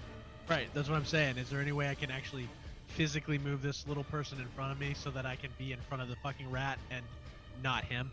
Yeah, well, I mean, you're a fucking half-orc. If you want to pick him Yeah. up and throw him against the wall, you can do that too. But I'll say, as Alright. long as he's willing, yeah, you can shove him aside with your axe and get to the rat. Okay, so I'm going to... Bartleby, do you consent? Go ahead. Alright. I lean down and whisper in his ear, do I have your consent? And he's like, Nobody throws a gnome. and then I gingerly pick him up and I move him over and I put myself between him and the fucking rat. And that doesn't provoke because I'm not. Well, you're still with... No, you're I'm good. still within 5 feet of the rat, so it doesn't provoke. Okay, does that conclude your turn, Brennus? Yes, sir. That is it. That's all I got.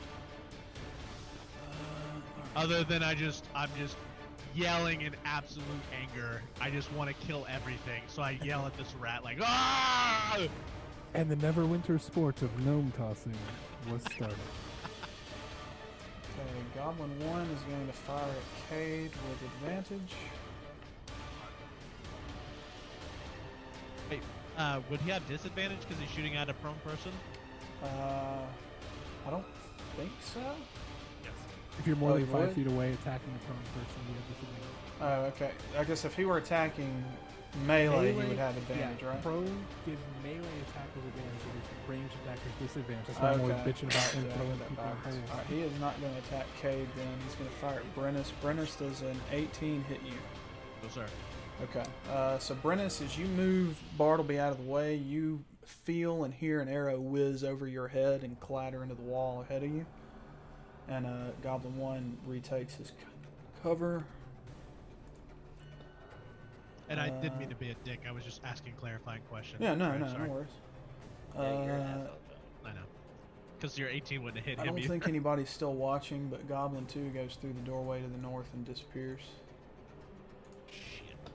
I'm going to say in 1d4 rounds, he's coming back with reinforcements. 3 rounds. Okay. So we're just gonna have the whole dungeon fight. It's just all right here. It's just happening now. All 500 enemies right now. It's Well, Brennus's all wet right. dream. Let's do it. I've got 4 spells. Hold it. What's Goblin 3 do, Trey? Okay, Goblin 3 is going to shoot at Bartleby. Oh, is he popping into Yeah, he's going to pop to that corner and shoot you. line of sight? Yeah.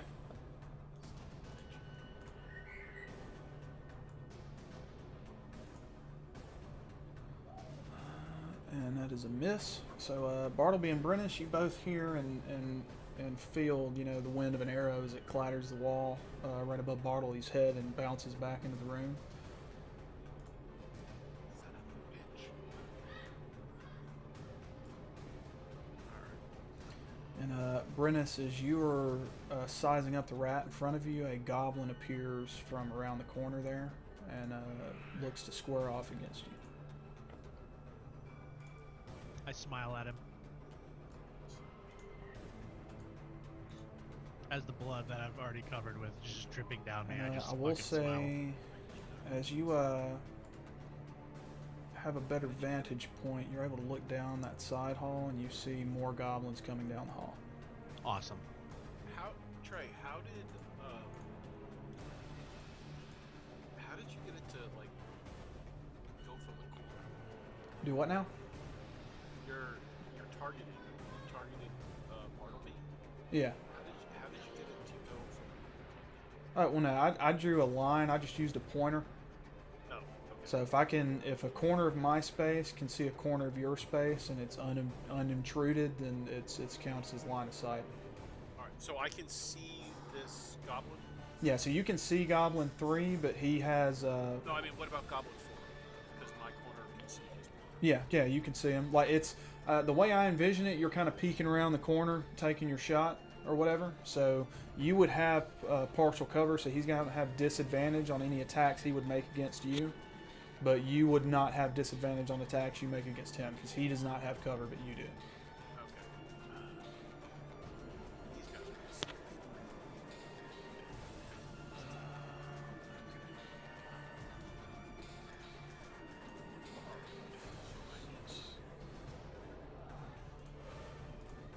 All right. This is what Bartleby's going to do. Bartleby is going to cast magic missile. And he is going to have. Let's see. That. Doesn't really matter because magic missile just fucking hits. All right, Susu, then Bartleby, then Cade. Wait. I didn't. Oh, did you? When you put those goblins in, you re-rolled initiative. When I added them to the combat tracker, it automatically rolled for them.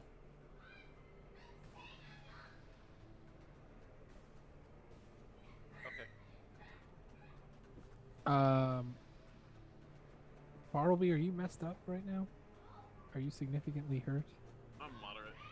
I'm fine. Okay.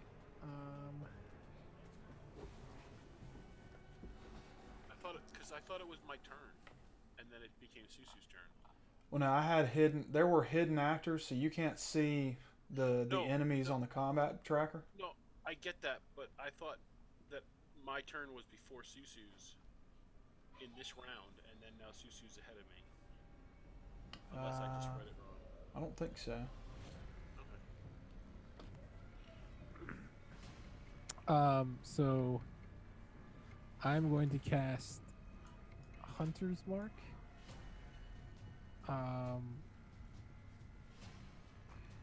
On the so if I move here, that is not line of sight towards Goblin 3, correct? No, you'll have line of sight, so the corner of your square, you can see the corner of his, but he has half cover. So you're going to make your attack at disadvantage. But then he'll also be attacking you with disadvantage if he chooses to attack you. Does that make sense? Yeah, it does. I'm going to cast Hunter's Mark on this rat here. Number 2? Yeah, and then I will attack. And it'll be a disadvantage as well because of being close range. Okay.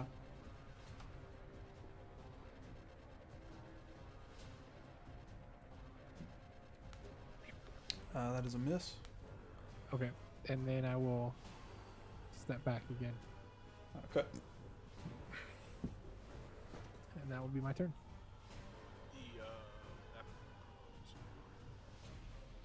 I can barely hear you now, Jim. That provokes an attack of opportunity from the rat. Okay. If he still has a reaction. Yeah. I'm about to kick his ass. Is that Ben? Yeah. He's losing his fucking shit. Do you need a bio break?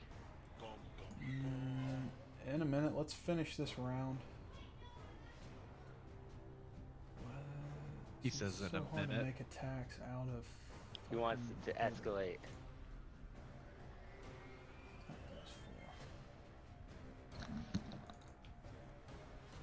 Okay, that's a hit. That's 4.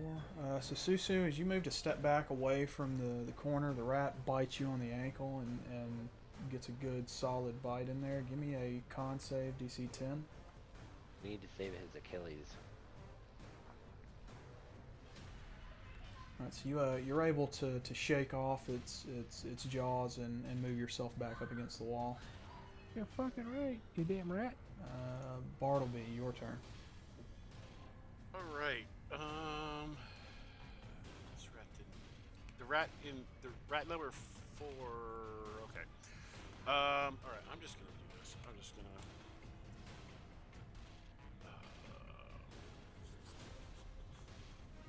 I have a weird question before. How much do healing potions actually heal for? Or is it a roll? I think it's supposed to be a roll. I think we were doing an option for half guarantee though, kind of like with your hit points. I didn't know. I was just asking. Yeah. Wait, that shouldn't have been an advantage. Fuck. Why did it roll an advantage? No idea. I don't have advantage clicked either. Well, it rolled a 16 first, so I'll stick with the 16. That works for me, Trey. So that's a 21 hit. So go ahead and roll your damage.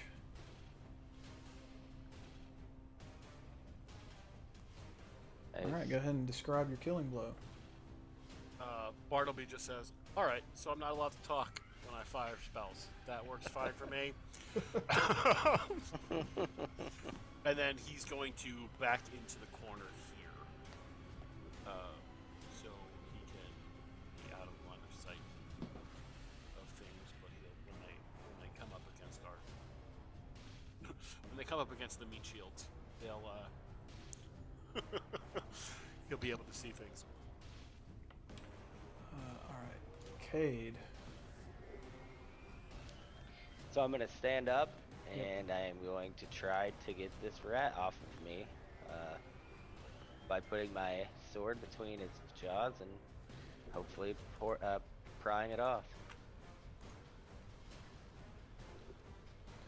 Alright, control left click and target him, and then make your attack.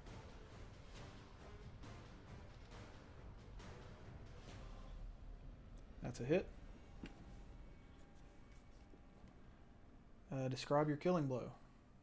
So because it was stuck in my shoulder or whatever, I put the sword in between its teeth, I turned it, and then I used as much power as I could and cut his head in half from the mouth. Sweet.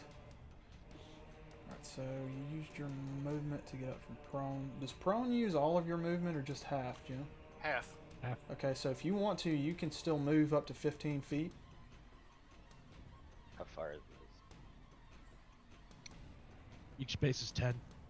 Or it's 5 feet, sorry. Yeah, it's 5. So you can get in between those two. Or you can just hold the doorway. Daddy, can you take a 5-minute I'm gonna break hold the and help doorway. us, like, do something? Yeah, right Like, I after mean, this move round. up, but you can hold the doorway up. I'm gonna hold the doorway. I asked him immediately. Go up Can one you more. shut the door? Because I heard. Because then you can attack those two still. Oh, I can attack still? I didn't know I could No, attack more at once. Well, I mean, you have 2 attacks, dude. So Alright, you well, want then to I'm push gonna- up. Then I'm gonna push up and attack Goblin 1 as well. And you can, yeah. Okay, which square are you parking in? This one should be fine. Do you still attack Goblin 1 from there? Yeah, can I do it from here? Or do I need to move up? I'll say. I don't know. I'm gonna say since there's a corner there, if you're gonna make a melee attack, I'm gonna say you're gonna need to be in the square adjacent to him. Okay, that's fine. I'll move up one then. Okay. Just And so I'll you attack know, Goblin 1. when you end your turn here, they're gonna be flanking you because they're on opposite sides of you. So Does if that they give me attack you disadvantage, melee, or- they're gonna have advantage. That's if both. That's if the one you hit survives. Yeah, that's true. Okay, well, I'll attack this one then, so Alright. see what we can do. Use a maneuver. Son of a bitch. No, you can use a 15's maneuver. hit. Alright, describe your blow on the goblin. He appears to be bloodied after your attack. So I round the corner, and I just basically thrust my sword forward and put it through a non-crucial part of his body and swipe it out. Alrighty. Next we got Glimfeather and then Otter. Alright. Glimfeather is going to fly in, do a help action against Goblin number 1, and fly back out. Alrighty. And Otter. Wait, is Goblin 1 unconscious? No, he's bloodied. It says unconscious. Okay, yeah, yeah, he is dead. I don't know why it keeps showing up that way. Because it's Yeah, I not think- reading as it's putting them in the dying state. Well, I was gonna say, is that because it's doing more than half damage, and the half damage just makes them? I don't think so, because I turned Okay. off massive damage rolls. Okay. Alright, so in that Okay, case, no, Goblin 1 is dead. Sorry about that. Okay. in that case, Glimfeather will do the help action on Goblin 3 and end up in the same spot. Okay, alright. And then that leaves us with Otter.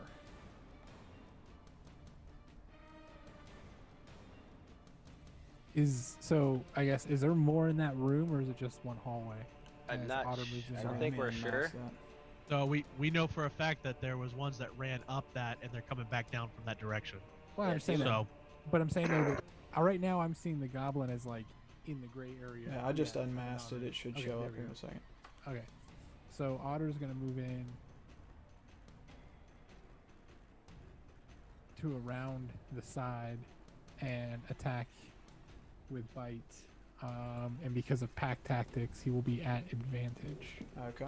Well, you have advantage because you're flanking, you have advantage because you have a help action, and you have advantage because of pack tactics. Pack tactics. You're I'm covered. choosing to use pack tactics. That's a hit. Shoot, I didn't have him selected. My bad. I think that's a killing blow. Yeah, that's a killing blow. Blood already dripping from Otter's jaws. He will run around under Cade's legs and come in from around the back and jump onto the goblin and just start attacking him at the neck. Sweet.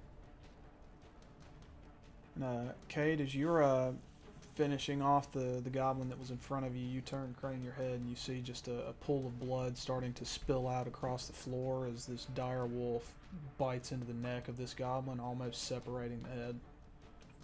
Fuck Good yeah, I boy. love this game. Good boy. And starting next round, Bartleby's going to be going first, followed by Otter, and then one of the enemies. Let's do a 5-minute bio break. Okay. I'll be back, let's say 10:40.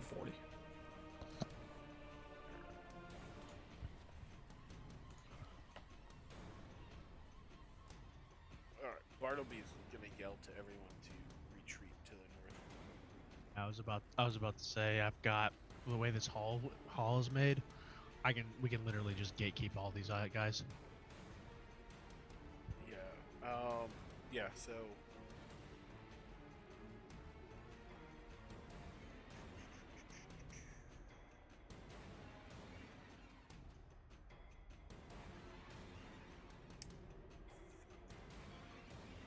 Damn it! Why did I roll so high on initiative? Son of a bitch. Okay.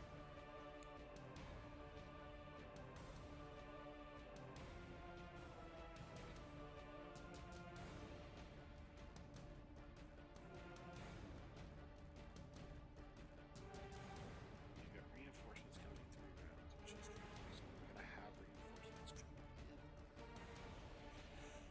Oh, do Bartleby.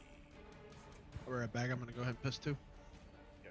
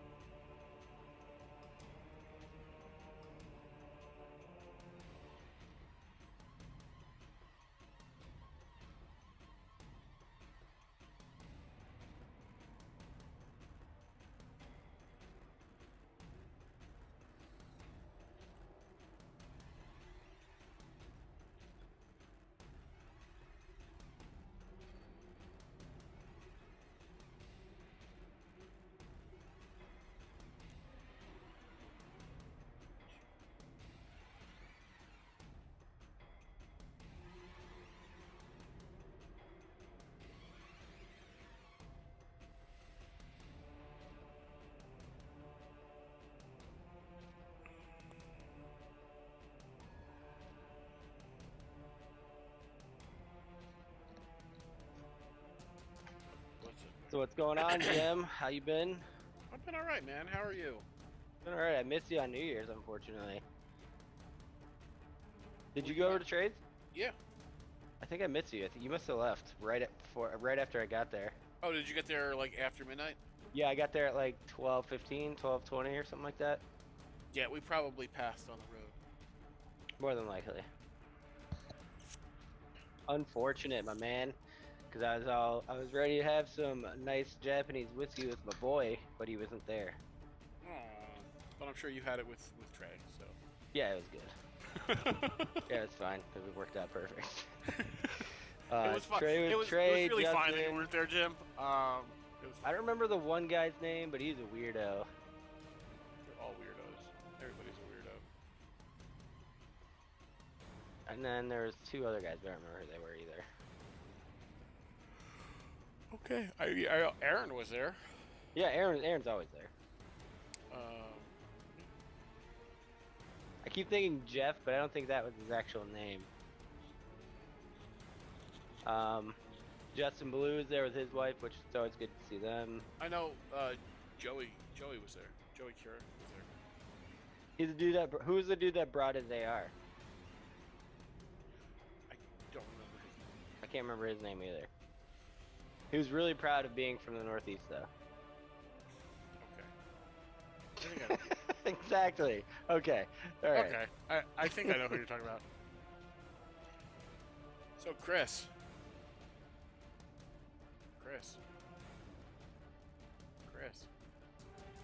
Yes. Yes. Yes. Yes. Yes. All right, we're fucked. Yes. All right.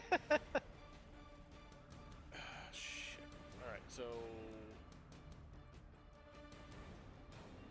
do you think? I think web is going to be a better spell in this. I don't want to use first fucking combat, and I feel like I need to use web. It's my only second level slot. God damn it. I'm going to hold off as much as possible, but if they crowd into that bottom room, I will. I'll web that fucker. I mean, as long as it is small goblins that we can take out with very little effort, we will be okay. Yeah, that's true. That's true. What up? All right. Especially if we can get people spaced out enough to where all the melee can attack each turn. We didn't come this way at all, but last time, right? No.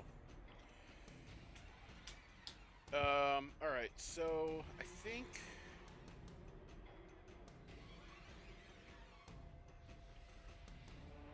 All right. So So Bartleby's gonna just shout to everybody to retreat to the north room. That's what I was gonna say. It's the best play. I'm gonna bottleneck these goblins right here until everybody is back through the gate or back through those walls, and then I'll fall back directly behind you guys. Well, yeah. I mean, you're gonna get hit by one goblin. So Maybe. I think the dire wolf should get behind me, and whatever I'm- comes down this hallway, we'll be able to try to take out. If I'm in front of that goblin and I attack first thing and I kill it, then I'll just fall back with my movement and they won't have an opportunity of attack. Right. Or I mean, you have. Otter and I can push up and hold that hallway that way. I don't know. What do you want to do, Chris? I mean, I think we don't want to get too far away in case somebody needs assistance. So if we hold this room from anybody coming in, just agree. basically wait along the wall, and then as soon as they come in, just fucking. Well, I was gonna say if you Well, I push, didn't know like, if you wanted you to push back behind me though, just because that room is a bigger open space. And Do it we looks like wanna there's hold- Is that a door on the top right? yes. So Do we there's two wanna- ways into top it. right.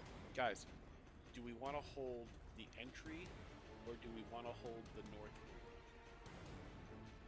I'm saying we probably should hold Because both. It doesn't matter. Right now, it doesn't matter because we're always going to be holding two doorways. Well, so tactically speaking, if Cade was to push up to the bottom of the stairs, for example, and hold that door, Right, then but there's a door right next to Cade too. Yep. There's a Remember door that- directly to my left. There's a door Oh. to his left, and there's a door to the north. what's that So- thing to the right? So that's three. That's another doorways. door. Is Isn't that that a door? another door on the right next to like the? I think that's a fireplace. Well, there's a fireplace with the blood in front of it, but isn't that another door on the top side of it? It It might does. It does look. This room is not good to hold, basically. Right. No, so it's got we four may ways wanna, into it. We may want to. Oh, it looks like a perfect hold now that we see in there. Thank you, Trey. You're welcome. Okay, so there's nobody in that room. No, not currently. Anybody who looks into that room to the left, you can make out 4 cots with like a weapon rack per se on the south wall. And this, so above the half circle in that north room. That is a door. That is an ornate stone door that does not appear to open from this side. Okay, so we have 3 doors versus 2 doors. So, all right. So it's Bartleby's. Bartleby is about to sling some spells, but he's also going to say, "Hold the entryway." He's going to just shout for Cade and Otter to come back to the entryway and hold this room. because it's easier than the other. And then you said the hallways are 10 feet? Yeah, they're 10 feet high. What the fuck did I just do? I just scrolled my mouse and the whole thing went away. I think if you click on your mouse button, you can drag and recenter the map. You can drag the map around. My Like map your- just disappeared. It just vanished. I didn't even click anything. Alright, I'm back. I got it back. I just dumped out and loaded it again. So I should be okay. Can we load it again? Or do you have to push it to us? I'm showing that you still have it open, Brennan. Where would have Actually, it now gone? I'm showing it looks like Bartleby has it open twice. Let me see if I can share it again. I'm sorry, man. Nah, no worries. There it goes. Sometimes this I'm thing seeing gets a gray, little but bit it'll janky. take a sec. Does everybody Perfect. still have the map up? I do, yes. Okay. Alright. So, So, Bartleby. Bartleby's turn. Alright, And so then Bartleby. Otter Direwolf is up next. Alright, Bartleby is going to come into the middle here. He's going to cast Firebolt on Goblin 4. And see how that shakes out.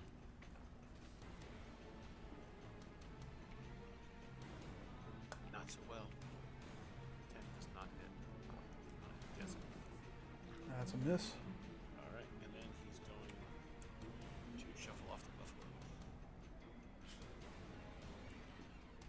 Otter.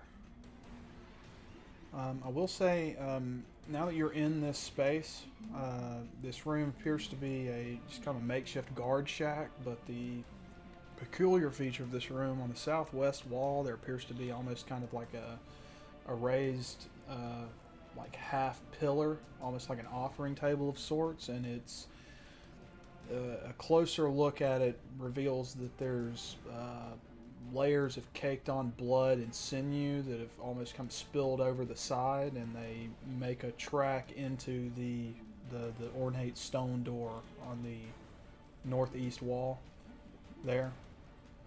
And So- then you've got the table in the center of the room, and then there's looks to be two weapon racks, just kind of makeshift, like scimitars and like arrows and stuff.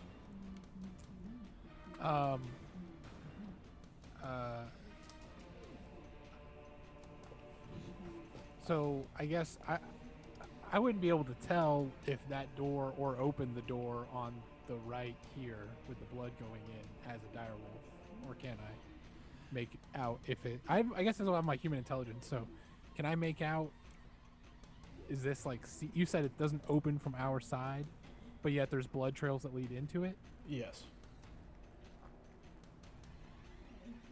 Okay.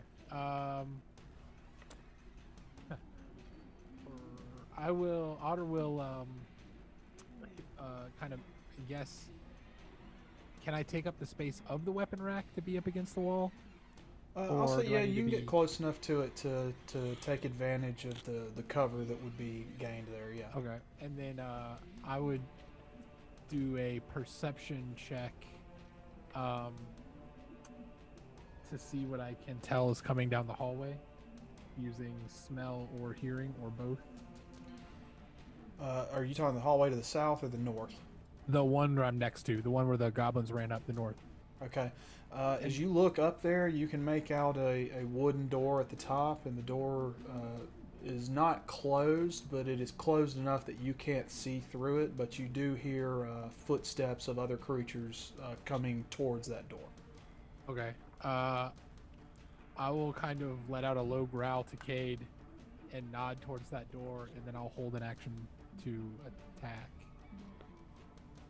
Alrighty. anything that comes around that wall.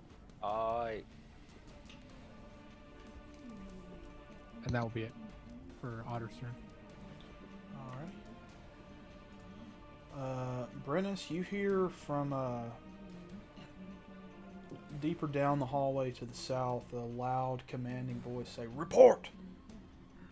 And the goblin number 4 says, "Multiple intruders, sir. What should we do?" "Use the flasks, you idiots." Glenfeather, you're up. Why do Alright. all goblins sound like dorks? Glimfeather is going to come down to goblin number 4, I guess. Perform the help action on him and fly back out.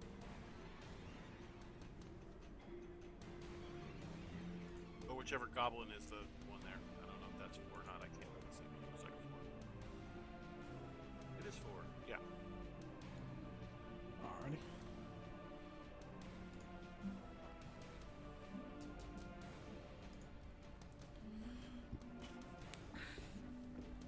Alright, Brennus. At the command heard down the hall, Goblin 4 reaches in to his pouch on his back and pulls out a clay, almost like a flask, and then throws it at you. I'm going to say this is a improvised throwing weapon. We'll just make an attack at +2.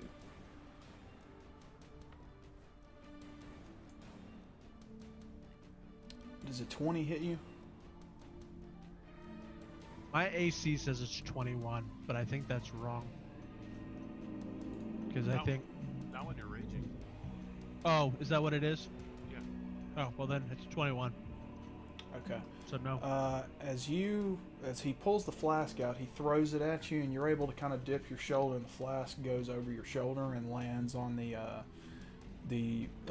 skull mound behind you. And when it lands, the clay cracks, and you see a kind of ochre-looking substance start to spill out of the flask. And as it starts to make contact with the air, it almost like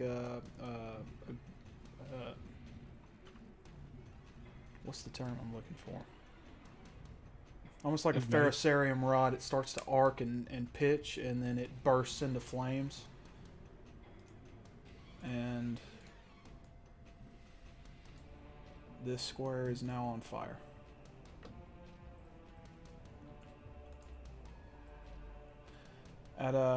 At Goblin 4's missed attempt, he says, "Oh, I've never been good with these things." The Goblin next to him says, "Oh, let me try." And you see from around the corner another like half silhouette of a goblin throws a flask at you.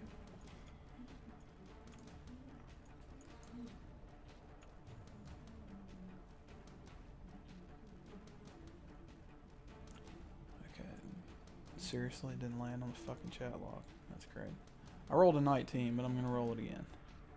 And another 18.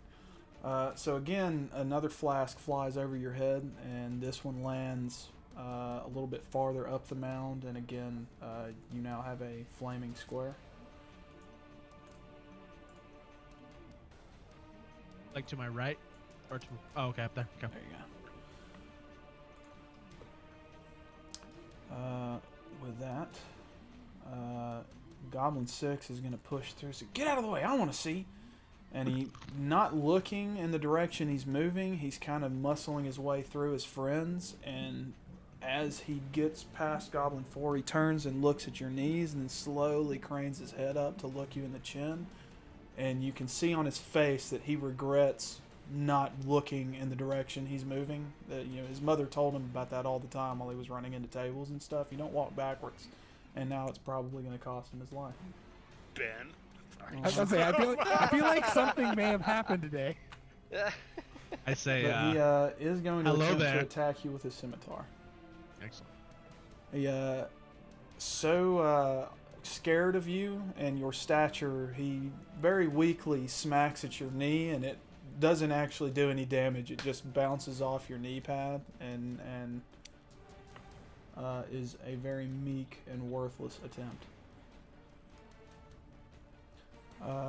Goblin 7 hangs out in the back, says, "Boss, I don't think this is going very well." And Brennus, you're up. Okay, batter.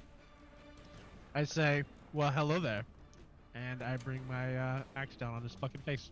Hello there. This is not the one that had advantage, correct? That's correct. No. Alright. So, fuck it. I'm gonna do a relentless attack on this to have advantage. And I'm also going to great weapons this bitch. So advantage -5. That's what we're gonna try. And I'm gonna actions and roll. Heyo. That's a hit. And roll your damage. Oh, Well, get he's fucked. dead. Describe your killing blow. What I would like to do is literally instead of like I'm gonna try to just fucking like bring the axe down and it hits his skull, and then I just fucking kick him into the goblin behind him as blood is just pouring up, and I'm like, remember us? Give This me is a not strength. going well. Give me a for strength you. athletics check. Okay. Just We'll say DC athletics. 15. Okay. Because this is a strength check and I'm raging, is that at advantage? Sure. Okay. Oops. All right. As you kick this dude off the blade of your axe, he flies with such force into Goblin 4 that they smack into the wall and both of them fall prone to the ground. Excellent. Except One of them's dead body and then one's just. So is the dead body on top of his friend? I'm going to say no. Goblin 4 Oh, okay. landed on top of the corpse, Okay. but he is going to have to regain his footing. He's a Alright. lucky bitch. 'cause I'm And scared. with my movement, I'm gonna push up Okay. and say you're next, and then that ends my turn. And Susu, Great you're Bill up, followed by Goldberg. Cade. So I think they're disappearing, so I can't tell. But there is a fallen goblin in close proximity, one of these hallways. Yeah, Somewhere- there should be somewhere around one on both sides of Cade, I believe. Both sides of Kate. Okay. So I'm gonna slip up here, and then I would like to check these goblins for those clay pots or those clay jars. Yeah, so as you're searching both of them in a human skin bag on their belts, you do find a clay pot each. For all intents and purposes, it's alchemist fire. And let me drop this in the chat, and you can add 2 of them to your inventory. Are you searching both of them? I'm assuming. Yeah, I'm gonna take my turn searching. So Okay. if I can do both, that would be fantastic. If I can do one, I mean, I feel like I know what I'm looking for, so I should be able to kind of like grab maybe if they're easily accessible and grab both. But it's your call. But I will spend my whole turn searching. Yeah, we'll say that's good. Okay. Actually, no. Let's do this. Give me a investigate check. We'll say DC 12. On a success, you can find it on both of them. On a failure, you just find it on one. Investigate. I think it's intelligence. I do not have, so Yeah, just roll me a D20. naked 20. Alright, so you are able So to find... in a hurry, I'll grab one. Okay.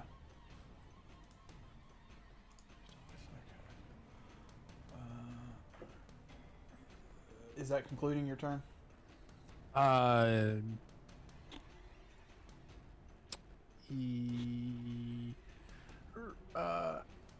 I guess, can I use the rest of my movement? Yeah, at sure. least? Okay, so I will move back to outside the hallway here, and that'll conclude my turn. So what do I need to grab and drop, or do you just want me to like yell if I'm going to use it? Just yell if you're going to use it. Okay, great. And that'll be my turn. Okay. And Cade. So we know they're gonna start coming down the stairs here in a second. Can I check this room to my left to make sure there's no way anybody can get behind us through this way? Or is this a dead end?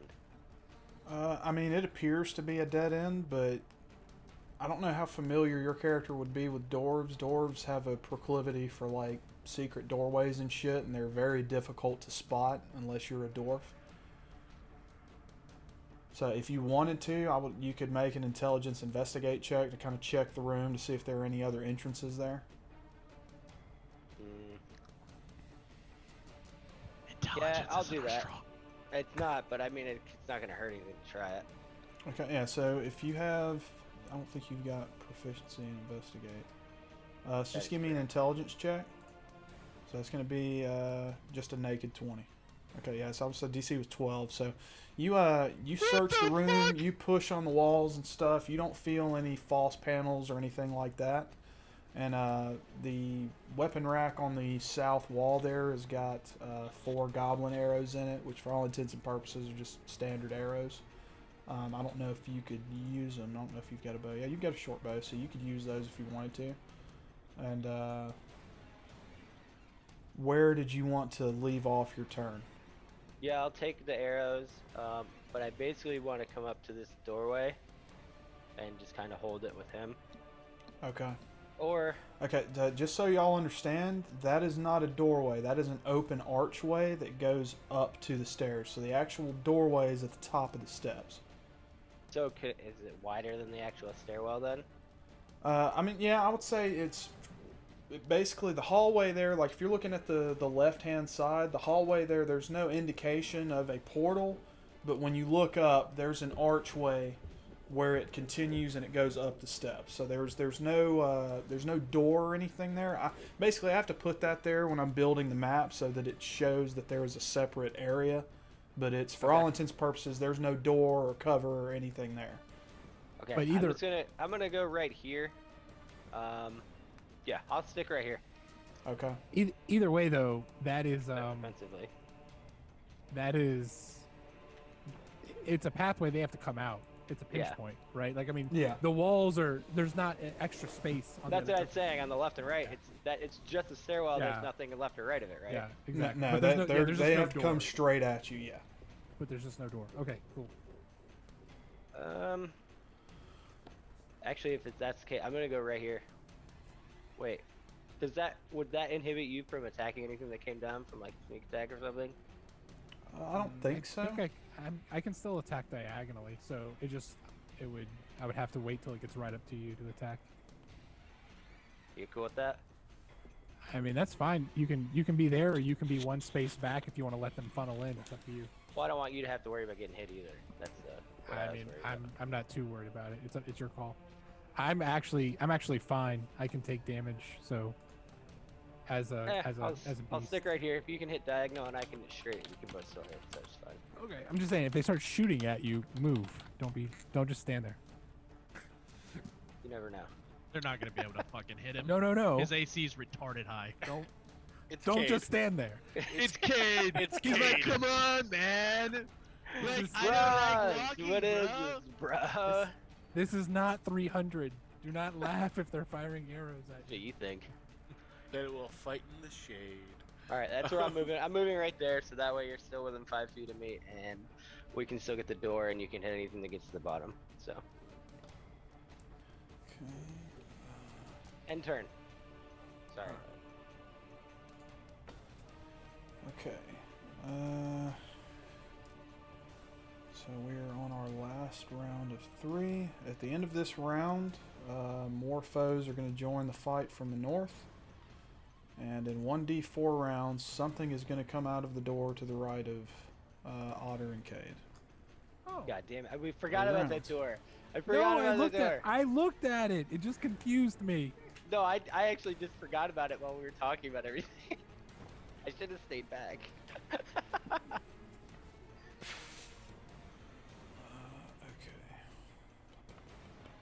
God damn it. So round 4, Cade, you are up. Wait, I'm up again? Yeah, so you rolled top of the initiative for this round. I think with Otter's character, because someone's coming out in the next round, we should move back to the hallway, kind of defend that area, because otherwise both of us are split up, and I can't really help you if you have to move anywhere around the room. Okay. I'll follow So- you. So if we can drop back to this hallway, we can at least hold them until Bartleby or somebody can shoot over us. But you need to drop back into that next room. Otherwise, we can't both be in the hallway. Right Yeah. there. Yeah. Okay. Let's do that.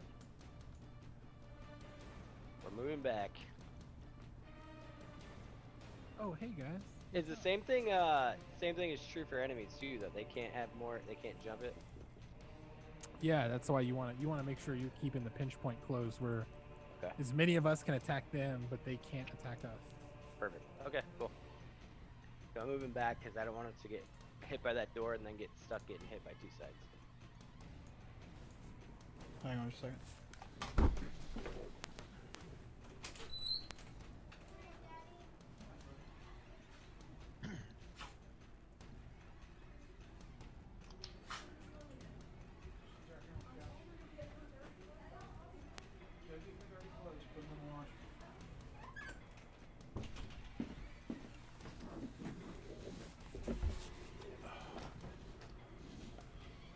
Sorry, what's going on? Need a BT 7274 to help us out here. Cade and I were just talking. Cade's moving. That was Yeah, the short. I'm of it. moving back to the Moving main things, holding room. action. Yeah, moving back and holding action, and then Otter will probably do the same. Did you change your name, Chris? I don't think so. Did I? Your name is now Susu Luoi. I did not mean to. If I did. I owe you. What the hell's going on? I did accidentally change it. I thought I knew you my whole life, but it's actually. That was like the episode 10 secret reveal. So sorry guys. I like it. It sounded sophisticated. All right, I will. I guess I will. Man, tough one. I can't really. So, are there additional rules in hardcore for like shooting into melee, or is it just? I think you've got disadvantage for shooting into a melee. You guys are all fucking killing me. I'm going to stow my bow and pull a couple daggers. I'm going to use my bonus action to move Hunter's Mark to the goblin that's in front of Brennis. Right Okay, I'm moving. You would be in the And I'd say also, just so we're clear, Goblin 4 has not been attacked yet, and Glimfeather gave us advantage on that, so it would be just a regular attack for you. Yeah, but I would have to go through you. Oh, I see what you're saying, because he gave Yeah. us advantage, yeah. It'd just be a normal attack.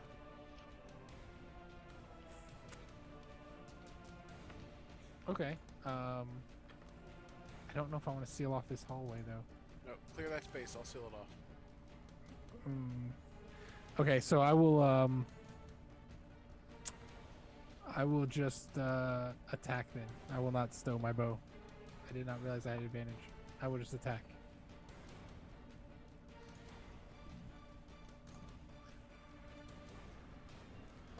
Alrighty.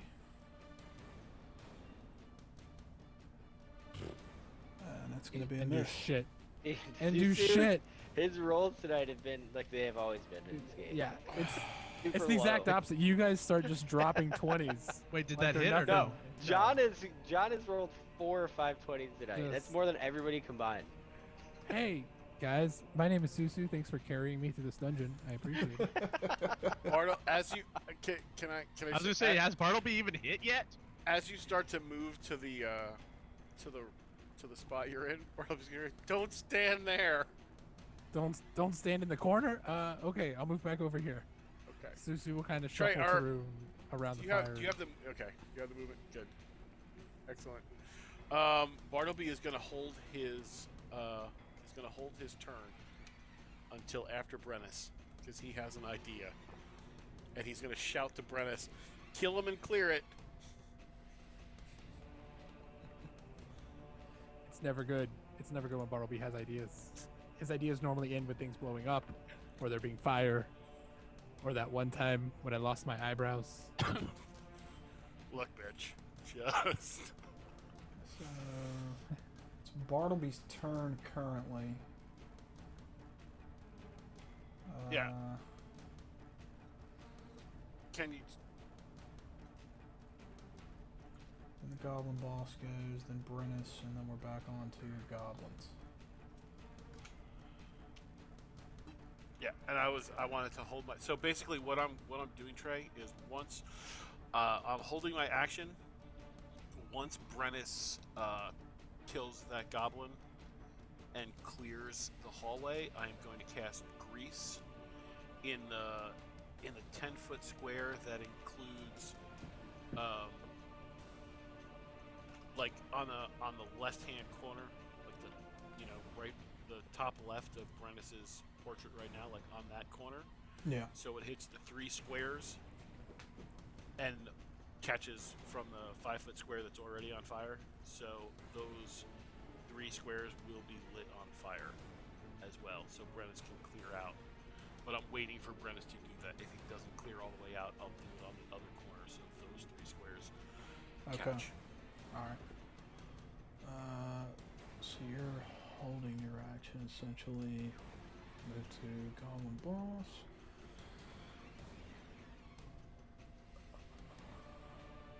Okay, he is going to move up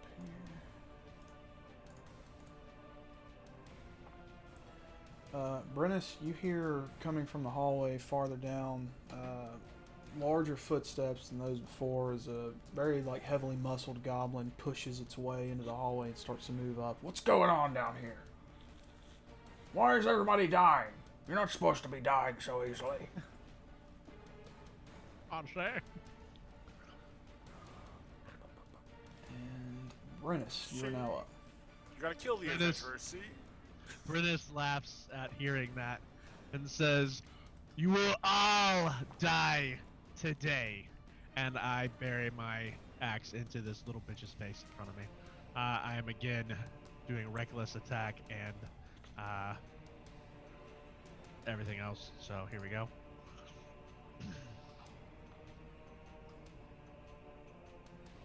18 hits, right? Yep. Just a little bit. So that is 15. Which one were you hitting? 4? Oh shit! Yeah, you Yeah, didn't 4. target. My bad. Hang on. I'm my bad, dude. Oh, that's fine. Describe your killing blow. I'm going to bring my axe down into his shoulder, to try to basically just cut him in half, but not all the way, and then just flick him down the hall towards his buddies to let him know what's coming, and then I'm going to scoot on back. Like Goblin Lacrosse tonight. Yeah. It's like a dream come true for Brennis. So as soon as Brennis clears the hallway, Bartleby is going to cast Grease to catch the 3 squares. So the square directly under Brennis, the square directly under the square that's already on fire, and the first square that's in the hallway. He's going to cast Grease, so those all catch on fire as well from the already burning alchemist fire. Like that? Just like that. Okay, cool. So they're currently burning, you say? Well, the 2 alchemist fire ones, are they already on fire? Yeah, so they're still burning. They're going to burn for another 2 rounds, I believe. Yeah, so will that catch the grease on fire? Yeah. Alright, so then, yeah. So then that grease is currently burning. Bitch. Love the smell of napalm in the morning, boys. And So, then wait. Bartleby is going to move to there. What you're saying now is all those goblins see is just a trail of fire and Brennis's ugly mug laughing hysterically with blood all over his face. Exactly. Also, all their body parts and blood and guts that are just coated the floor. For dramatic effect, yes. Revenge, my friends. Alright, so that is a first level spell I've cast. What do you want? Go lay down. Dying at the Black Lung, Go lay boys. down. Talking to Arlo right now? You don't talk to Whiny Arlo in that baby. town. Because he couldn't get in the computer room. Don't talk to Okay. Arlo in that town. Oh my god. Motherfucker tore into my coffee today.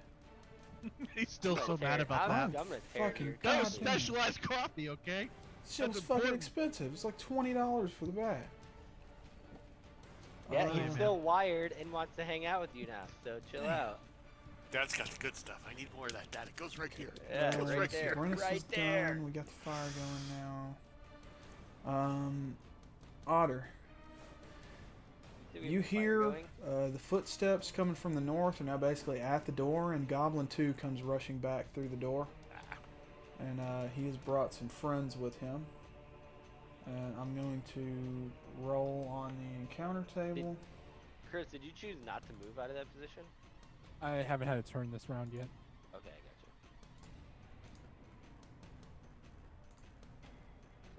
got you. Ooh. Ooh. Oh Ooh. no. Ease and Crow, we're about to get F started. Oh no. I don't like random games. I don't do yeah. well. I don't do well at random games. Alright, Bash Brothers, let's go. We have to save Otter. I don't want him to die when he's not here. All right. Hey, Aaron, why are you in like 2 squares? Why are you not? Yeah, why are you not? That's a good question.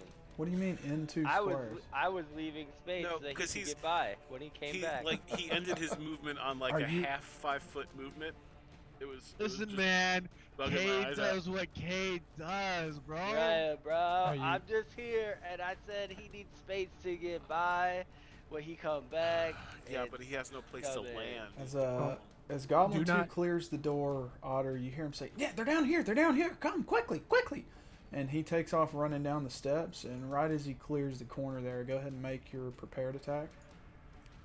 Does that count since it was from last round?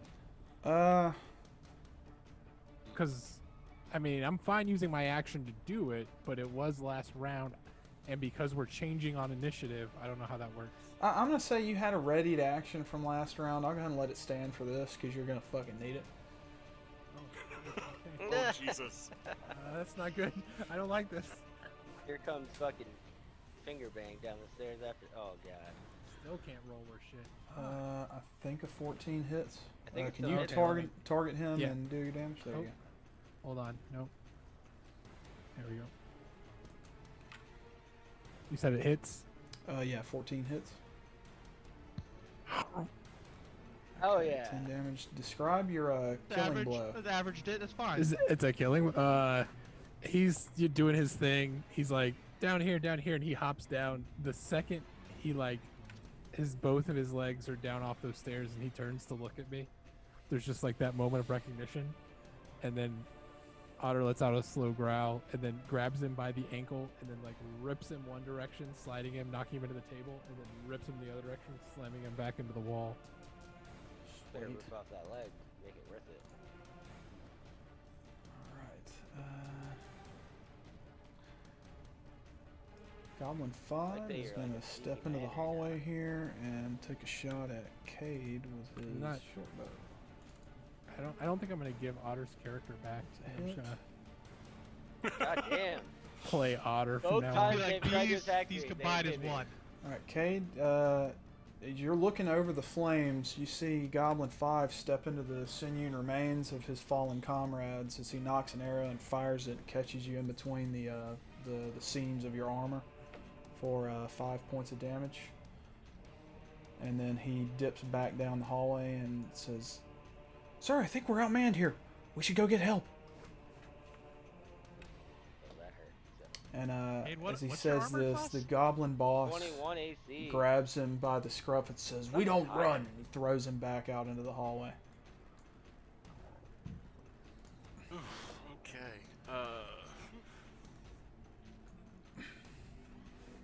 Man, they're beating the shit out of me slowly.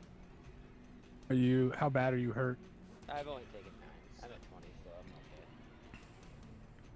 Just remember, you have second wind you can do as a bonus action as well. Yeah, I got So that. that'll And I heal got a you. healing potion too. So if I get too low, I can use that. Just make sure use your second wind first, because you get that back every short rest. Marlo's going to say, "Hey guys, I'm sure there's loose earth under these tiles. Can we pull them up?" You know what's gonna happen when we spend the time doing that? Shit's like, and you find more concrete. No, you found some goblins hiding under there too.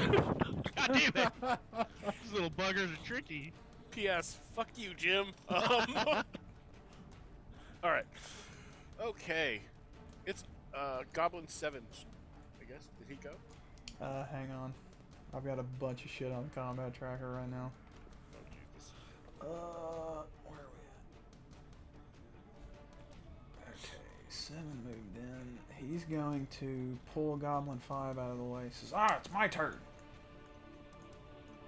And he is going to fire at Susu. Well, no, he can't see Susu because of the mount. He's going to fire at Cade as well.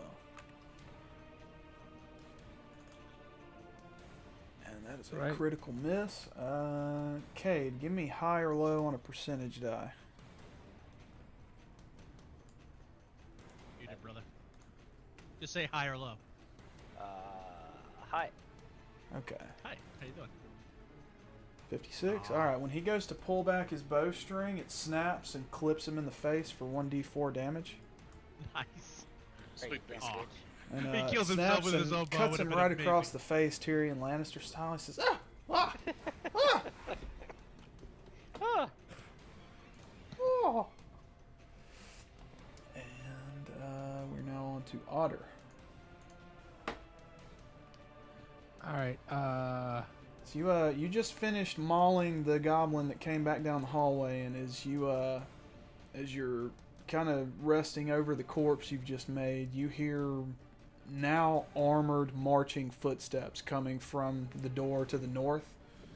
And just as you crane your head to look up the stairwell, a large half human, half goblin monstrosity and kind of iron mail busts through the door and starts to make its way down the hallway, very slow and calculating.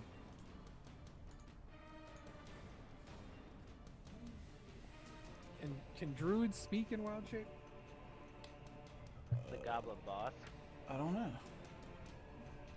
is that the Hobgoblin Captain? I apologize. I don't want to stop to look it up. But I'm Yeah, just I'll say gonna see if I yes. can find it real We'll quick. say yes. It's more interesting if they can. Okay. Otter will kind of run back, whimpering a little bit, and then I'll say, I think my nephew's coming. I got your joke, bro. Nice. Oh, fuck. Can't laugh at pain. What are you doing, boys? Chris was trying to figure out. I'm like, wait, fuck, who's the one whose sister had the kid? I'm like, fuck. Oh shit, it was me. But both of your moms are pregnant, right? Yeah. You guys are both into it. I don't know. You remember Susu's you guys bad killed family, that so kid. it's That's Otter. right. Or at least one That's what I of was them. saying. So it was Otter. Otter's family's the one who was pregnant. I forgot That's I was right. playing Otter there. You're like, I don't know what it's like to have a family. Alright, so you moved back down into the antechamber. And we're moving to the Hobgoblin Captain is going to walk down into the room and block the doorway to the north as more Hobgoblins come down behind him. Yes. Lastly, we're on to Glimfeather.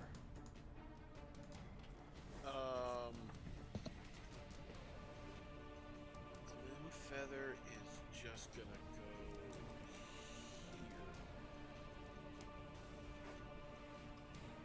here. Yeah, Glimfeather will just go here. But he's gonna hover high enough that like he's gonna hover close to the ceiling, so Okay. that one goblin won't be able to target him because there's a corner and an incline. So I'm assuming that he wouldn't be able to see him since he's above 10 feet. Yeah, yeah. So that concludes this round. Susu, you're up first. Then we've got a lot of bad guys going, and then Brennus and Otter will be next.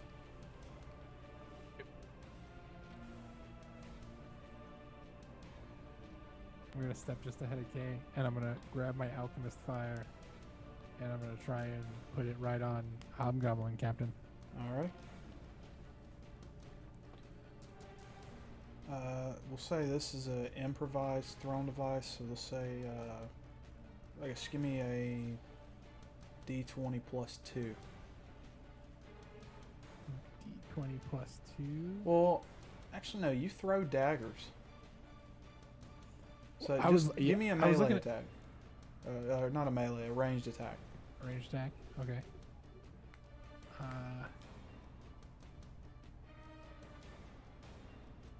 Is that gonna be? All right. I'm just gonna roll. Just gonna roll my dagger attack. Okay, yeah, don't forget to target him. Thank you.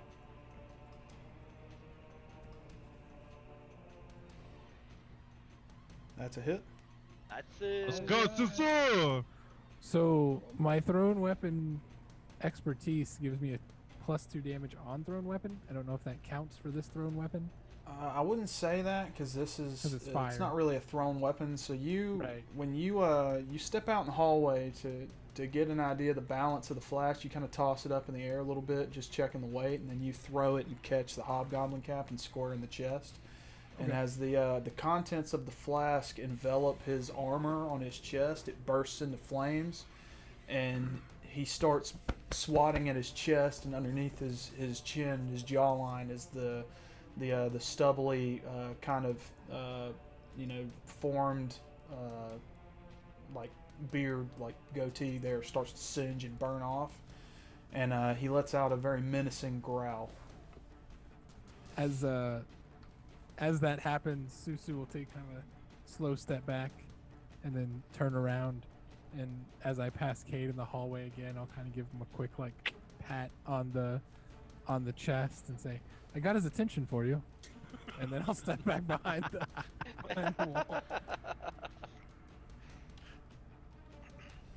All right.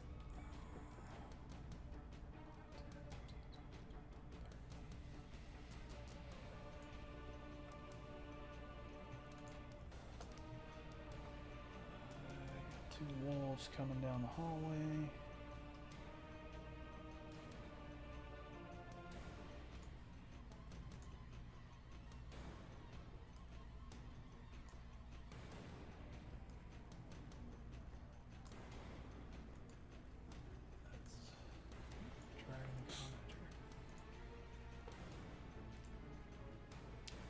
The goblin boss is going to move up and prod the two goblins in front of him to start moving into the room. So he is going to end his turn in the space where Goblin 7 is after Goblin 7's turn goes. The Hobgoblin Captain is going to let out a roar and bull rush you, Cade.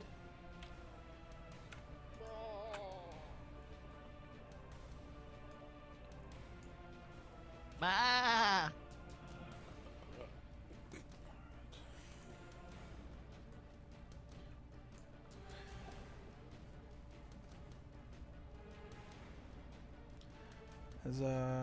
As he gets close to you, he draws his greatsword and he moves into you with a flurry of blows.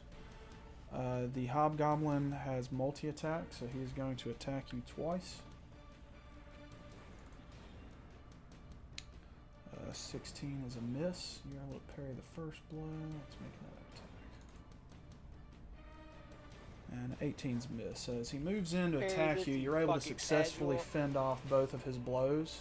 But as he finishes off his attack, he has locked blades with you, and his face is still smoldering and in flames. And he leans in close and gives you a very menacing and evil-looking, almost kind of grin, as the flesh on the bottom of its chin starts to kind of bubble and boil.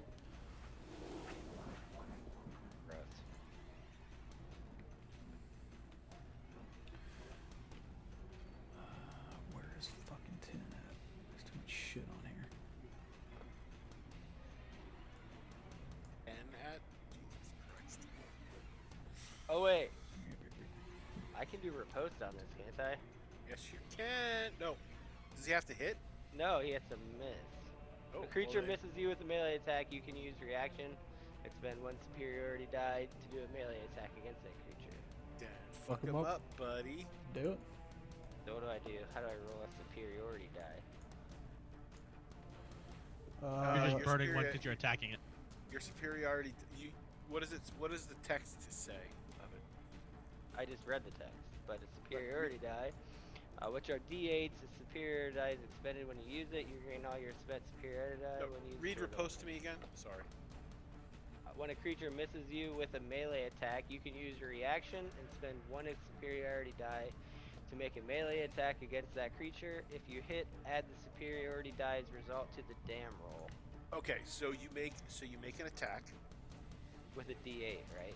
No, you make No. it's a regular melee attack. So target the hobgoblin captain, make an attack. If the attack hits, you do your regular damage plus a d8. And I missed, so it doesn't matter. Yeah. Wow, that goblin's just taking fire damage, huh? Yeah, so he is going to park in that first square there. As he runs through the area of grease that you set on fire, he's going to take 1d4. 4. Alright, good roll. Nice.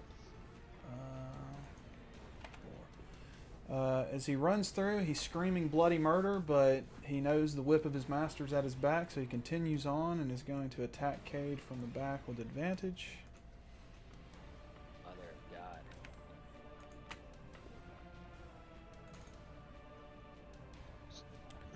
17 misses, right? Correct. Okay. Hey, more concerned with putting out the flames on his body. He doesn't even come close to hitting you with his scimitar. And Goblin 7, again with the whip of its boss at its back, is going to move into the room through the flames and into the corner right below Glimfeather. He's going to take 1d4 damage. Again, 4. Is that not 1d4 per space they go through? So you can just go through no, as so many it's, spaces? It's technically it's only if they start their turn on fire. So technically, I'm not 100% sure. I don't think he would take it until next turn. But I'm gonna go ahead and plot to him now as he's moving through. So it would be if they move into it, or if they start their turn there. So you're correct. Okay, so it just would be- go ahead and roll it now. Yeah, Okay. and all right. then so Goblin 5 will take 1d4 again next turn, but Goblin 7 will not. Because Does he's your, actually sitting in the fire. Yeah, because Gotcha. Goblin 5 is in the fire and Goblin 7 isn't. So I forgot. So the fire that Goblin 5 is in is going to extinguish this round. So it's not going to be there next round. How long did we? I think we said yours lasted 3 or 4 rounds for the grease combo. Yeah. Okay. We'll need to cover that. Where's Dave? There he is. God, there's so much fucking shit. Okay. Goblin 8 is going to come down here and fire at Cade with disadvantage. God damn.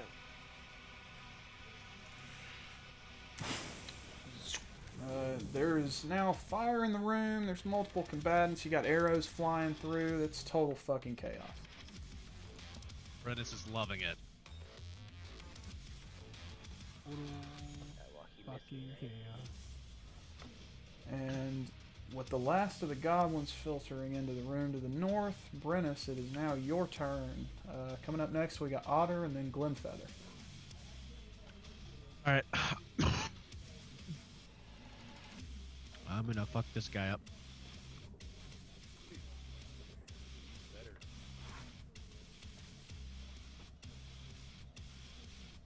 Yeah. Roll some 26 hits. damage. Jesus Christ, John. You roll anything but 19s and 20s today? Fucking 5. He's already got 4 though. That should Yep. do it. Right? Describe your killing blow. Fuck yeah! Perfect with the fire. At this point, I hit him with my axe, and I have severed his body from his hips down, and then I push him into the fire and let him burn. And then you said the fire is going out behind Cade. Is that correct? Yeah, Like, the is that one in the smoldering? goblin you just killed is in a space that is no longer going to be on fire next turn. All right, so I would move into that space then, because at this point I'm not gonna take 1d4, right? No. Okay, so I'm gonna move into that space Well, and I'm gonna look.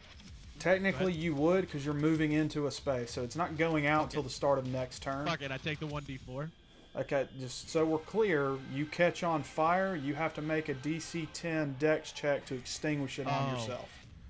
Oh. What are you trying to do? You trying to find out because you can attack that other goblin if you're trying to make another attack. Yeah, there's another goblin behind I don't have you a there. second attack yet, and Okay. I was trying to keep him from being able to flank Cade from behind. Okay. So I just what I would like to do then, instead of my movement, I would like to hold my axe up and I'd like to look at the captain down below and say, all you do is send your little minions, come coward, face your death, and try to get him to lock in on me and want to fight me. Well, alright. I don't know that there is a taunt. How would you run a taunt, Jim? I would just say if the insult is good enough and the intelligence of the goblin is low enough, like he's gonna run to attack him. Alright, I'm gonna or say he the might just goblin say- boss is not stupid. He just watched y'all destroy basically all of his command. And he basically does the nope and is gonna turn around and start taking off back down the hallway that he came up. Coward. Otter. I'm going to attack Hobgoblin Captain. As a melee, do I have disadvantage around that corner? Yes. Okay, so I would have pack tactics, so it evens out. Alright.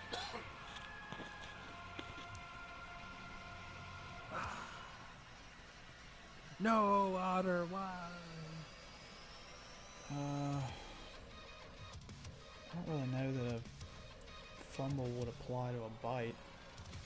Maybe he chips his teeth. I mean, but it's also High or not even low? a real form. Low. Oh, hundreds. Okay, you bite your tongue for 1d4 damage. Ah, 4. I got too excited. I've rolled a I 4 like 4 times. got too excited.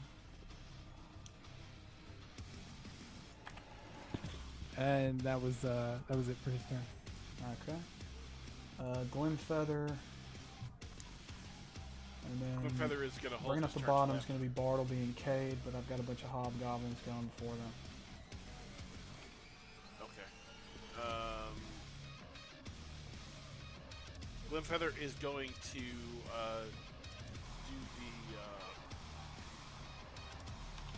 what you use an action. God, and just stay up out of range. So he's gonna dive down, do the health action on Goblin 7, and fly back up. Okay.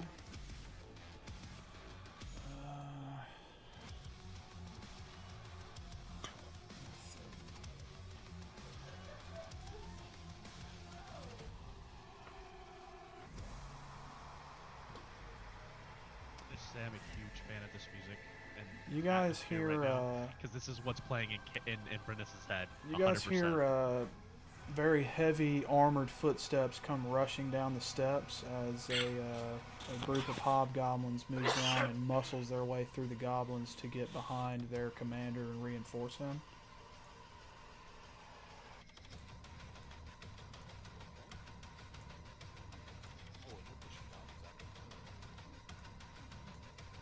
So the Hobgoblin Captain's on fire, right? Or he was? Yes. So each turn he's going to take 1d4 fire damage at the start of his turn. I'm putting that out.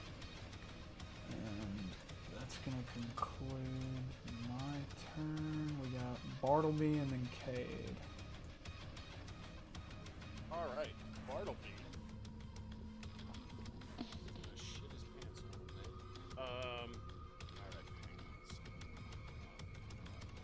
Bartleby is going to use his bonus action to cast Dragon Breath on Glimfeather. And then Excuses happen. What? Shizuko at your own pace. Can you But move with your a mic huge closer, Jim? selection of wellness support products for nutrition, sleep, I'm sorry, immune I'll put it in systems, my and mouth. energy, Not much CVS better. can help them happen in your life. Bartleby's going to use his bonus action to cast Dragon Breath on Windfeather. And then he is going to Firebolt Goblin number 7 with advantage.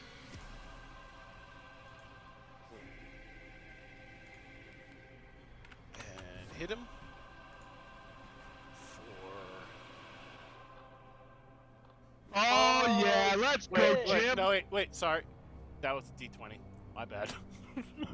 Oh, Excited. shit. What the hell, I got Jim? so fucking excited, Jim. Oh God! Okay, that'll serious? fucking work. What? Trey, I don't know why it did that.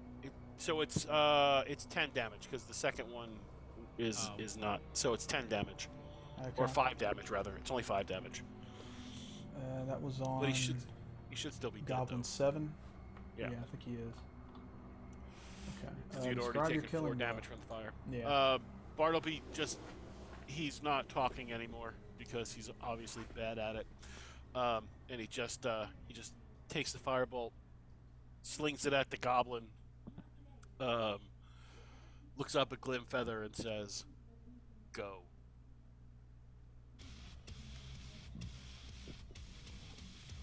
And that's his turn.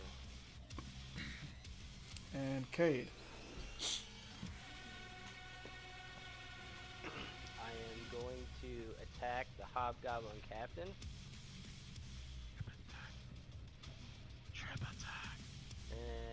I'm gonna try and trip him, but I have to actually hit him before I can do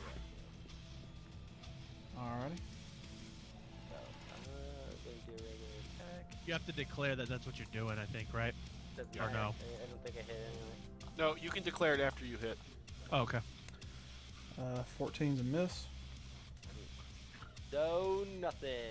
I swung and a miss. Can we see if this captain has a shield or not? Is he sword board or is he? Trey said greatsword last Nah, time. he's got a great sword great and sword. it looks to be a half plate armor. Okay. It's like fighting you. Does that conclude your turn, Cade? I'll just stand defensively for now. Yes. Okay. You have wait. You have 2 attacks, brother. Remember, you have 2 attacks still. Like free. You can attack once and you can attack 2. Okay. How does he attack twice? He's only Yeah, I level was 3. gonna say, what do I have attack? Is the fighter got a second fight or a second Oh, attack? that's before he right, because traced? we're playing fucking Oh. hardcore. Yeah. Yeah. Okay, so I'll attack him again. Okay. Wait, don't you get 2 attacks at level 3 too? No, level 4 is where I get my next one. Oh. Doesn't matter. I'm not hitting any of these fucking attacks. 16 is a miss. So again, you guys appear to be trading blows and are pretty evenly matched. Yeah, I'm an idiot. Ah, you're okay. That's not how Cade's gonna say it. Cade I would was be like, like, yo, "Oh, what's up?" nice No, job, bro." I look at his melting face and it said, "You're a retard," and it said, "I'm a retard. We're the same." Cade tries to high five the goblin captain. Alright, As Bartleby. start of the next turn, Bartleby will be going first, followed by Susu and then Otter. Trey, do I have line of sight on the goblin boss? I would think so. Your bottom right square to any of his corners. Yeah, I'd say you'd be able to hit him, but you're firing through a melee, so it's going to be with disadvantage. No, it's not, because I'm using magic missile. Oh, fuck you again. Roll your damage, bitch. Trey, don't be like that. It's okay. Happy Alright, man. so magic missile on the goblin boss.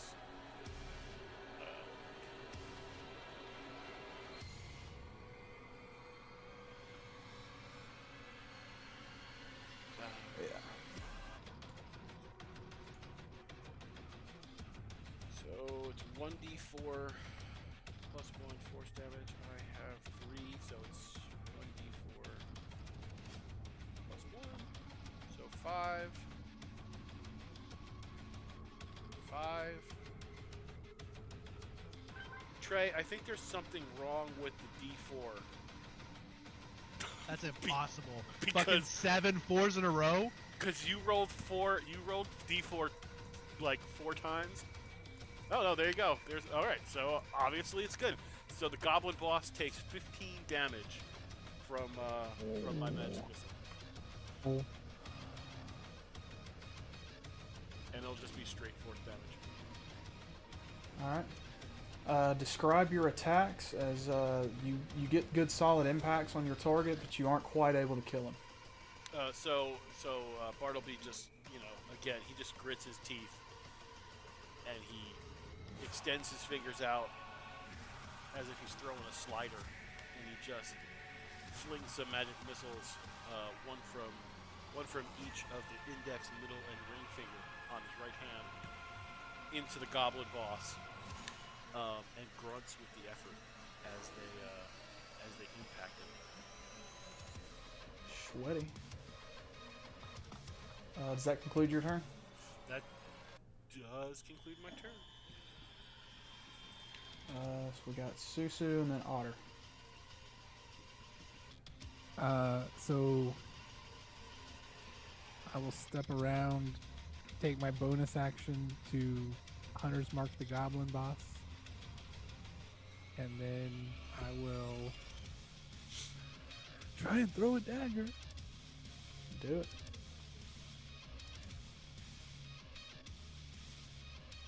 God damn it! Yep, we're out doing Alright, roll. Alright. High or low? Fucking low. It's always high. I don't know why I say low. It's always high. You throw your dagger, and the goblin boss is able to evade your attack, but your dagger hits in such a way that it dulls the point of your dagger. Lose one, I assume. I mean, you'll be able to pick it up, but you're going to need to pay somebody like, a 10% of the cost or something to get it reforged. But I'm saying at this point in time, it's not going to be useful as ammunition. Yeah. Just bounce it off a wall.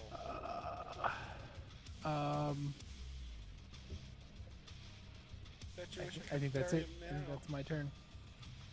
All right. I'll use the rest of my movement to move back. Well, no, I'll stay there.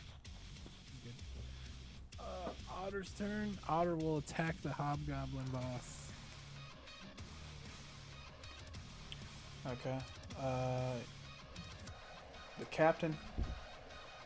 Yes. The captain. That's okay. Make your And attack so, at disadvantage. 'Cause of disadvantage. the corner. I have pack tactics, so it evens out. Okay. That's There a we hit. go. All right. There you go, buddy. Damage, That's a good bite. and then I will. He has to. He has to succeed DC 13 or be knocked prone. Is that like a strength or a dex check? Strength. DC 13 strength or be knocked prone. 17. Damn it. Hey, at least you hit him. I'm working on that. I mean, Susu did light him on fire too. Dude's a disgusting dude. I feel bad for Otter Direwolf. He's got a bunch of melted skin in his mouth. I'm going low. I'm at like the ankle area. Are you moving, or is that going to conclude your turn? That will be it.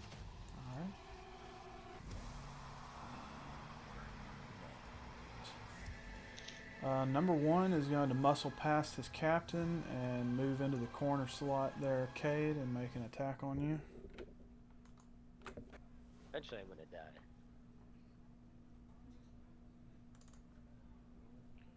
And he's going to Not miss. today, Satan!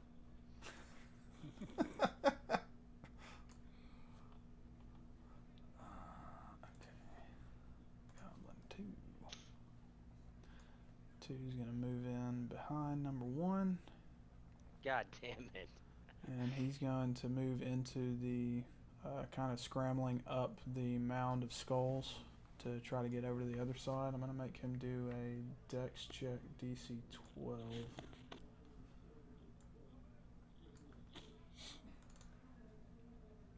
Okay, he's able to successfully shamble up the mound of skulls to get down to the other side here, and he's going to attack you, Susu. Can I fucking help you? Excuse me. Okay, Susu's getting attacked. I'm gonna use the protection die that I got. Don't forget he takes fire damage too, Trey. Yeah. That's not. You don't have to use a die for protection, bud. Well, I have to use the. I have to roll Fucking for it, 4. right? It still takes a superiority die to do it. Nope. Your protection is your fighting style. Oh, okay. Cool.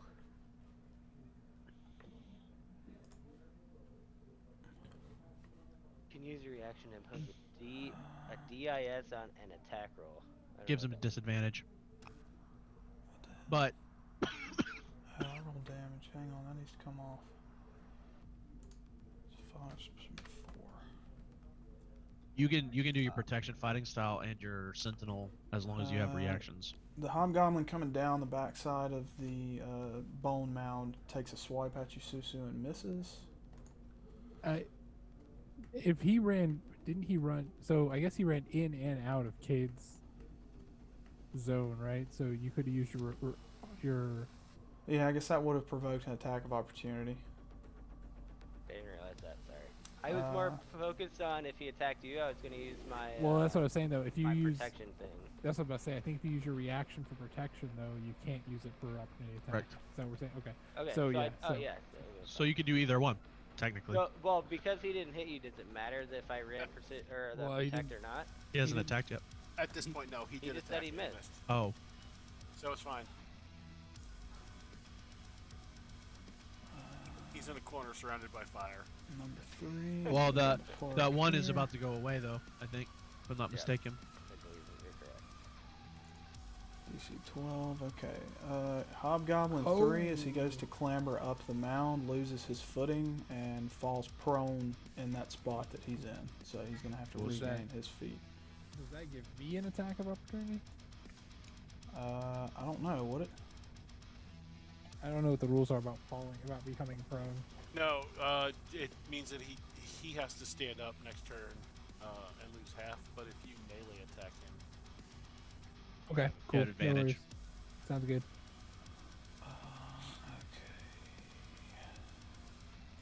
and he takes the fire damage, and he'll take the fire damage at the start of his next turn too.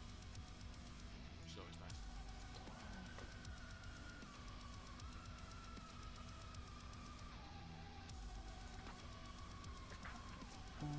10, 11, and 12 are all going to fire at Cade with disadvantage.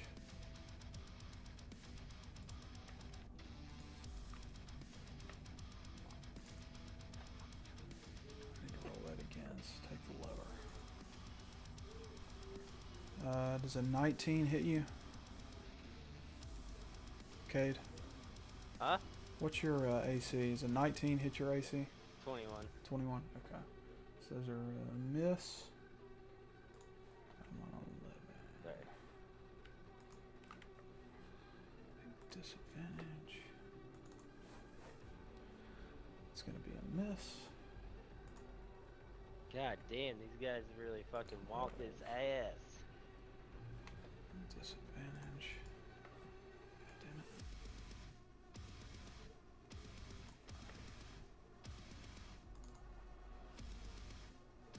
Ooh, 21.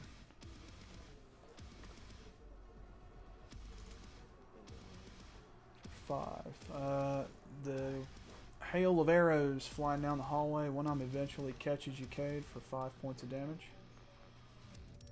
I am 15 health.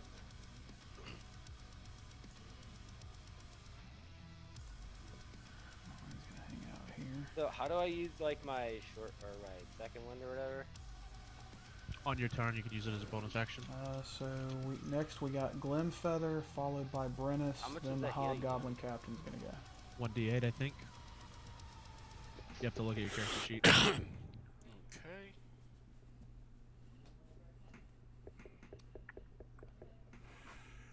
All right. Let's.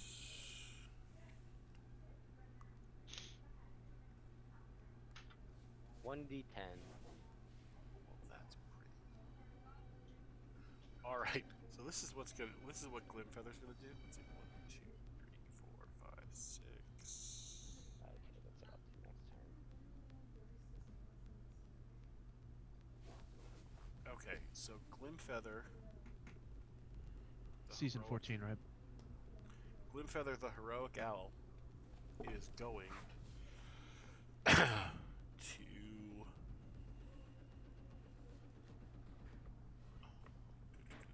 Alright. So he's gonna fly up to here. Alright. He's then going to pivot, Dragon Breath, the 15-foot cone. Okay, just so you know, when you fly through that hallway, you're going to trigger attacks of opportunity from the captain and the Hobgoblin 4. They have 10-foot reach. Well, I mean, they're And more also- than 5 feet tall. Right, but Glimfeather has flyby. What is flyby? It's what Mac keeps 10? him. Flyby means that Glimfeather can maneuver through combat without provoking attacks of opportunity. Oh, okay. Never mind. That's why he's able to like go do the help action and then move out of the way without getting smacked. Okay, gotcha. So he's gonna turn, and he is going to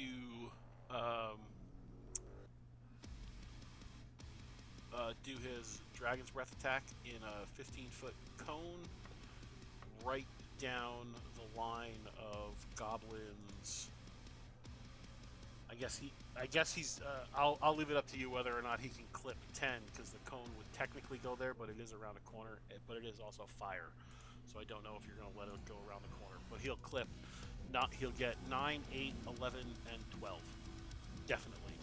Okay. I'm going to say the obstruction with the corner there, you're not quite going to get the wolf, but I will let you hit the others there.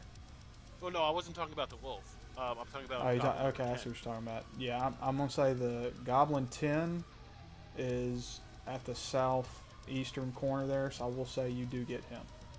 Because he's kind of Okay. looking down the hallway behind the hobgoblins there, so you'll kind of catch him in the back. All right, so those 4, they are going to take.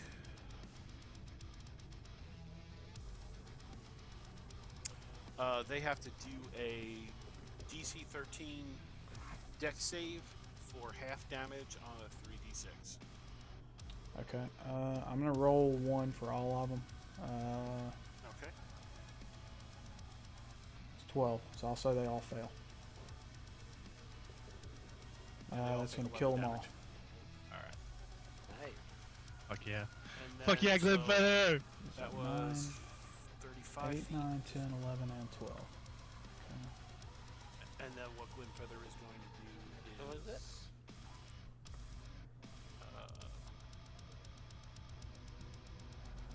So he's in the So then Glimfeather is going to just come up into like this corner and like hover above the, he's going to hover like 20 feet up so he can't get melee attacked by the wolf. Okay.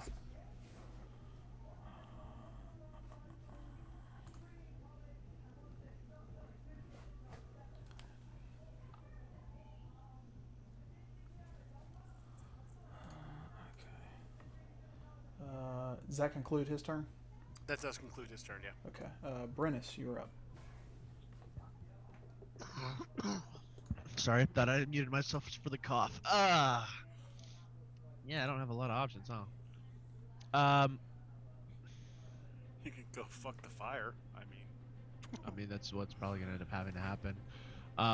Unless, Susu, do I have your consent to gently move you? Susu's not as small as me, though. Oh, that's true. Yeah, You're a full-grown I don't man, think that aren't you? works. Yeah. Fuck it. I'm gonna say. Okay. Also, is the boss still just down there waiting for the fire, or is he just said? Is he noped away? He is going to leave if he survives until his turn this round. Okay. All I right. think he's coming up after you. Okay. Fuck it. Yeah. Brennus is gonna go into the fire, cause he's raging and he's angry, and I'm gonna try to face fuck this guy right here. Okay. Why not go kill Why'd the you goblin kill boss? You're already in the Yeah, fire. you're right there. Go kill the boss, bro. All right, I'm gonna kill the fucking goblin boss. I mean, the max damage you're gonna take from the fire is 2. So, it's true. because you're raging. So, you So know. yeah, we'll round it down to 1. All right. So that'll take off Brennus, 1 of your temp being incredibly angry, is still gonna fucking reckless attack this bitch. And also, great weapons him. Wait, when I look at him, what do I see on him? Like, was he have a whip and armor? Like, I mean, that's it, or was he a sword and board, or what? Like, when I look at him, because I didn't ask that question. Oh, So he does have a shield. Closer inspection underneath the rags and tattered clothes, it looks like he's wearing possibly a chain shirt. All right, I'm just gonna, in that case, just reckless attack. I'm not gonna do the great weapon, so I'm not gonna take the -5 penalty. I'll just have advantage on my attack. Okay. What the fuck just happened? double click. Well, I'm sorry. Does 26 hit? Yeah. Okay.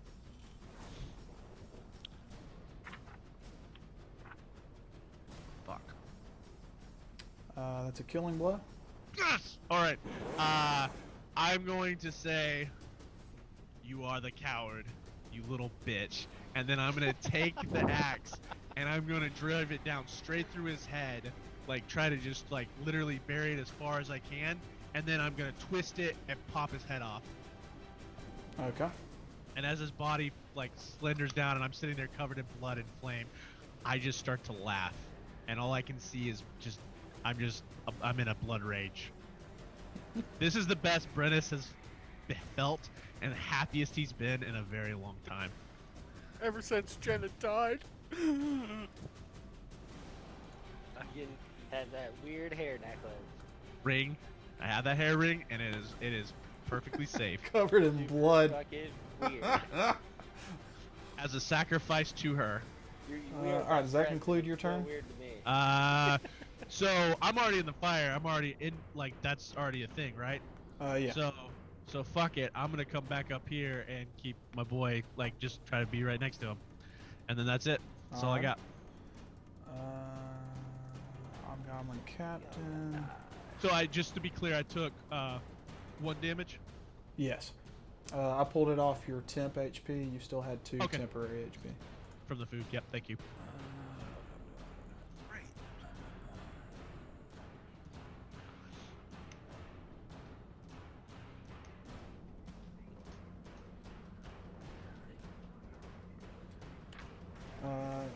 The Hobgoblin Captain issues a command to his subordinates. Says, "Form up!" And for the next minute of combat, all allies in the fight of him are going to get an additional D4 to their attack rolls. And he is going to attack Cade with his greatsword. Motherfucking has bless as a shout. That's annoying. It says leadership. Yeah. It's basically bless. So that's a miss. That's a miss. So again, Fucking pretty evenly coward. matched with Cade. Yeah, this is ridiculous. Fucking Cade is like, it's like Obi-Wan and fucking Darth Vader, but Cade's not gonna give up his life. Glimfeather, I don't know if you're still looking at through him visually.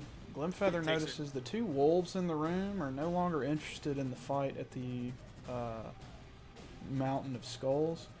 They have both turned their attention to the stone door to the northeast of that room and are growling and backing away slowly. Oh, fuck. We need to kill these motherfuckers. And Cade, you were bringing up the rear. I am going to attack the captain, of course. Yeah, start with that.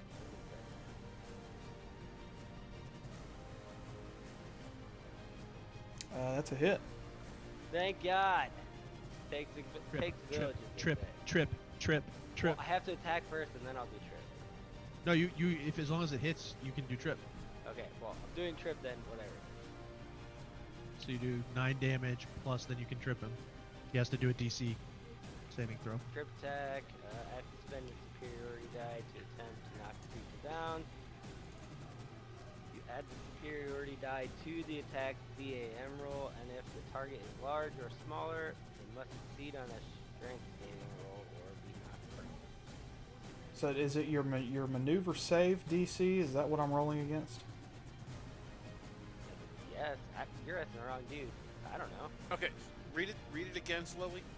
When you hit a creature with a weapon attack, you can expend 1 superiority die to attempt to knock the target down. You add the superiority die to the attack DAM roll, So and if damage the target roll. is larger or smaller, it must succeed on a strength saving throw or be knocked prone. Maneuver. So he did 9 damage. Now he can roll a 1d8 for extra damage, and then you have to roll a strength saving throw of whatever the DC is, which I think is like 12 or 13. Maneuver DC is 8 plus proficiency bonus. Okay, so your maneuver plus the DC is strength currently or 14. Plus the strength or dexterity modifier, Kate's choice. So Okay, yes, I put that in your notes. Your maneuver save DC is currently 14. I've got the formula in there. So he gets to do an extra 1d8 So damage. roll to 1d8 to add that damage to the captain, and then I've got to make a strength save DC 14. Alright, the 1d8 is just, I can just roll the regular one, I don't need to. Yeah, just drop it in the chat window. So 4, we're adding 4 damage to the captain, so that's 23. And I need to make a DC 14 strength save. Okay, Damn. you go to sweep the leg, and the leg does not move. Sweep the leg. Sweep the leg. And You got a really strong at the shin. conclusion of that turn, well, technically at the end of that turn, the stone door in the room to the north opens slowly as a very, very, very large troll enters the room. And Glimfeather gets a good look at this troll. It's got a cage over its face where only its mouth is able to be opened or closed. It appears to be blind for all other intents and purposes. But this troll has very large claws and is so large as to not be able to fully stand up in the space that it has just entered. And as it enters the room, it cranes its head, and you can hear it.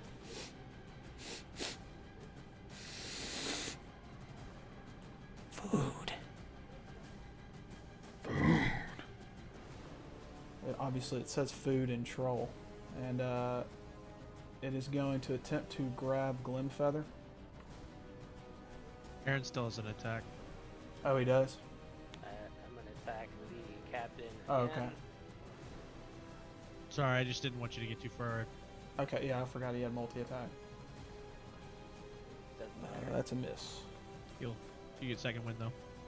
Yeah, I do need to use a second. I gotta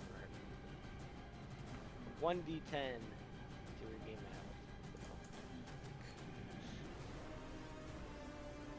health. So 7. That's good. That's good. Not bad. Puts you down to 7. Gains half the damage that I take it. And my turn's over.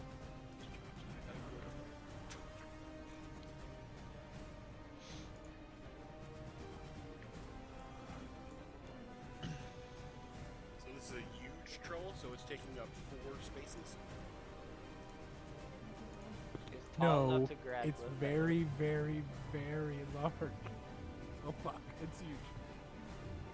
How did he get through the stone door?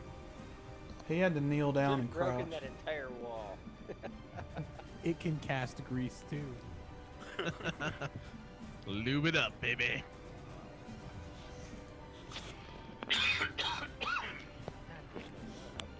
troll is going to attempt to claw at Glimfeather. Susu will look around and say, "My knee's hurting. There's a troll. Guys, guys, my knee. I got that pain in my knee. There's a troll here. That troll Just pig. saying." Yeah. So the troll enters the room, it sniffs and He doesn't have reaches out. disadvantage because he's blinded? No. Keen smells. Wait. Suck. He Okay. reaches out and grabs Glimfeather and brings it up to its mouth and bites the head off your owl, Wow. Alice He Cooper bites the head style. off- bites the head off with nothing because Glimfeather's a fucking spirit. So Glimfeather just And disintegrates. as the troll starts to chew on Glimfeather, it becomes confused when everything in its mouth just disappears. You've been waiting to do that for And That's an Ozzy Osbourne move. oh, is it? not I thought Alice Cooper bit the head off shit I'm pretty too. sure. No, I No, think that was Ozzy Ozzy Osbourne, bro. was the bat Come biter. on. Yeah, come on. As it turns back to the action taking place, the wolves turn and hightail it back up the steps, and the troll is going to start to move towards the fight, and we're going to call it here. You've been waiting to do that for fucking 4 weeks, haven't you? hates that bird. I'm not going to put y'all behind the curtain.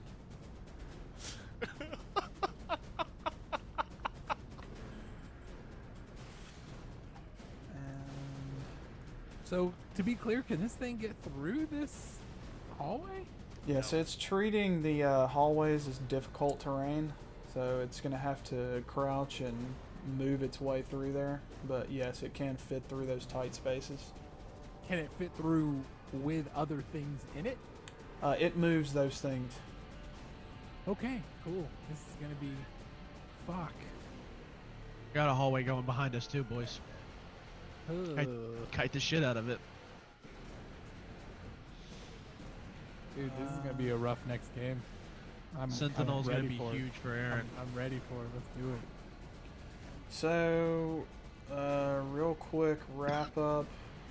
This one exactly as I expected it to go. We spent the whole fucking time in combat. Glorious. Do we feel Oh, like dude, this is so fucking good. This is so fucking good. do we feel like the moving away from declaring actions? I feel like that's flowing a lot better. So we'll 100%. probably keep that. Any other mechanics that we have problems with at this point? The fact that you killed Glimfeather. Other than that, I'm good. Oh, I think it's fucking great, man. I'm having a blast. Okay. But So I've also rolled like 420s, so See, I was gonna have him go up the stairs too, and then I was like, no, because Trey will just have the wolves come up and attack him and jump and shit. God damn it! I'm sorry, Glimfeather. yeah, I don't really have anything specifically from like a mechanic standpoint, except for the fact that I just read and I've been doing it wrong. So just so you're aware, I'm gonna change it. I can do 2 thrown weapons in a combat using my bonus action, like 2 weapon fighting, but I Yeah. can throw weapons. So I'll probably start making 2 weapon attacks per turn Okay. using my bonus action. Just a how many heads up. And daggers that's- do you have? I don't have that many, so I need to get more. But apparently, I can throw 2 in a round. That makes sense. So yeah, so So you should Just- start hitting with them. yeah, I know it doesn't matter. It doesn't matter because I can't hit shit. But I'm just giving you a heads up that that's where I'm gonna start doing that probably in the future. Is just because you're gonna use my bonus action to throw a second one, like a throw, as if I'm 2 weapon fighting. Trey, Okay. you can go ahead and gloat. I mean, gloat a little. Yeah, this is good, Trey. I mean, I'm Trey, this not is fantastic. This gloat is about fucking great. what? This fucking setup, bro. This is great. No, I'm just saying you can gloat about killing Glimfeather. I know you've been waiting to do that. Oh well, I I'm just really saying. you- wasn't. Like, I'm just saying, gloat I'll- about the fucking game because this fucking combat has been awesome. Oh, good. I'm glad y'all are having a good time. I feel like, correct me if I'm wrong. You're not. You're struggling. Well, no, I'm. He hates combat. I hate combat. Like, I hate I running feel it. you. I hate playing it.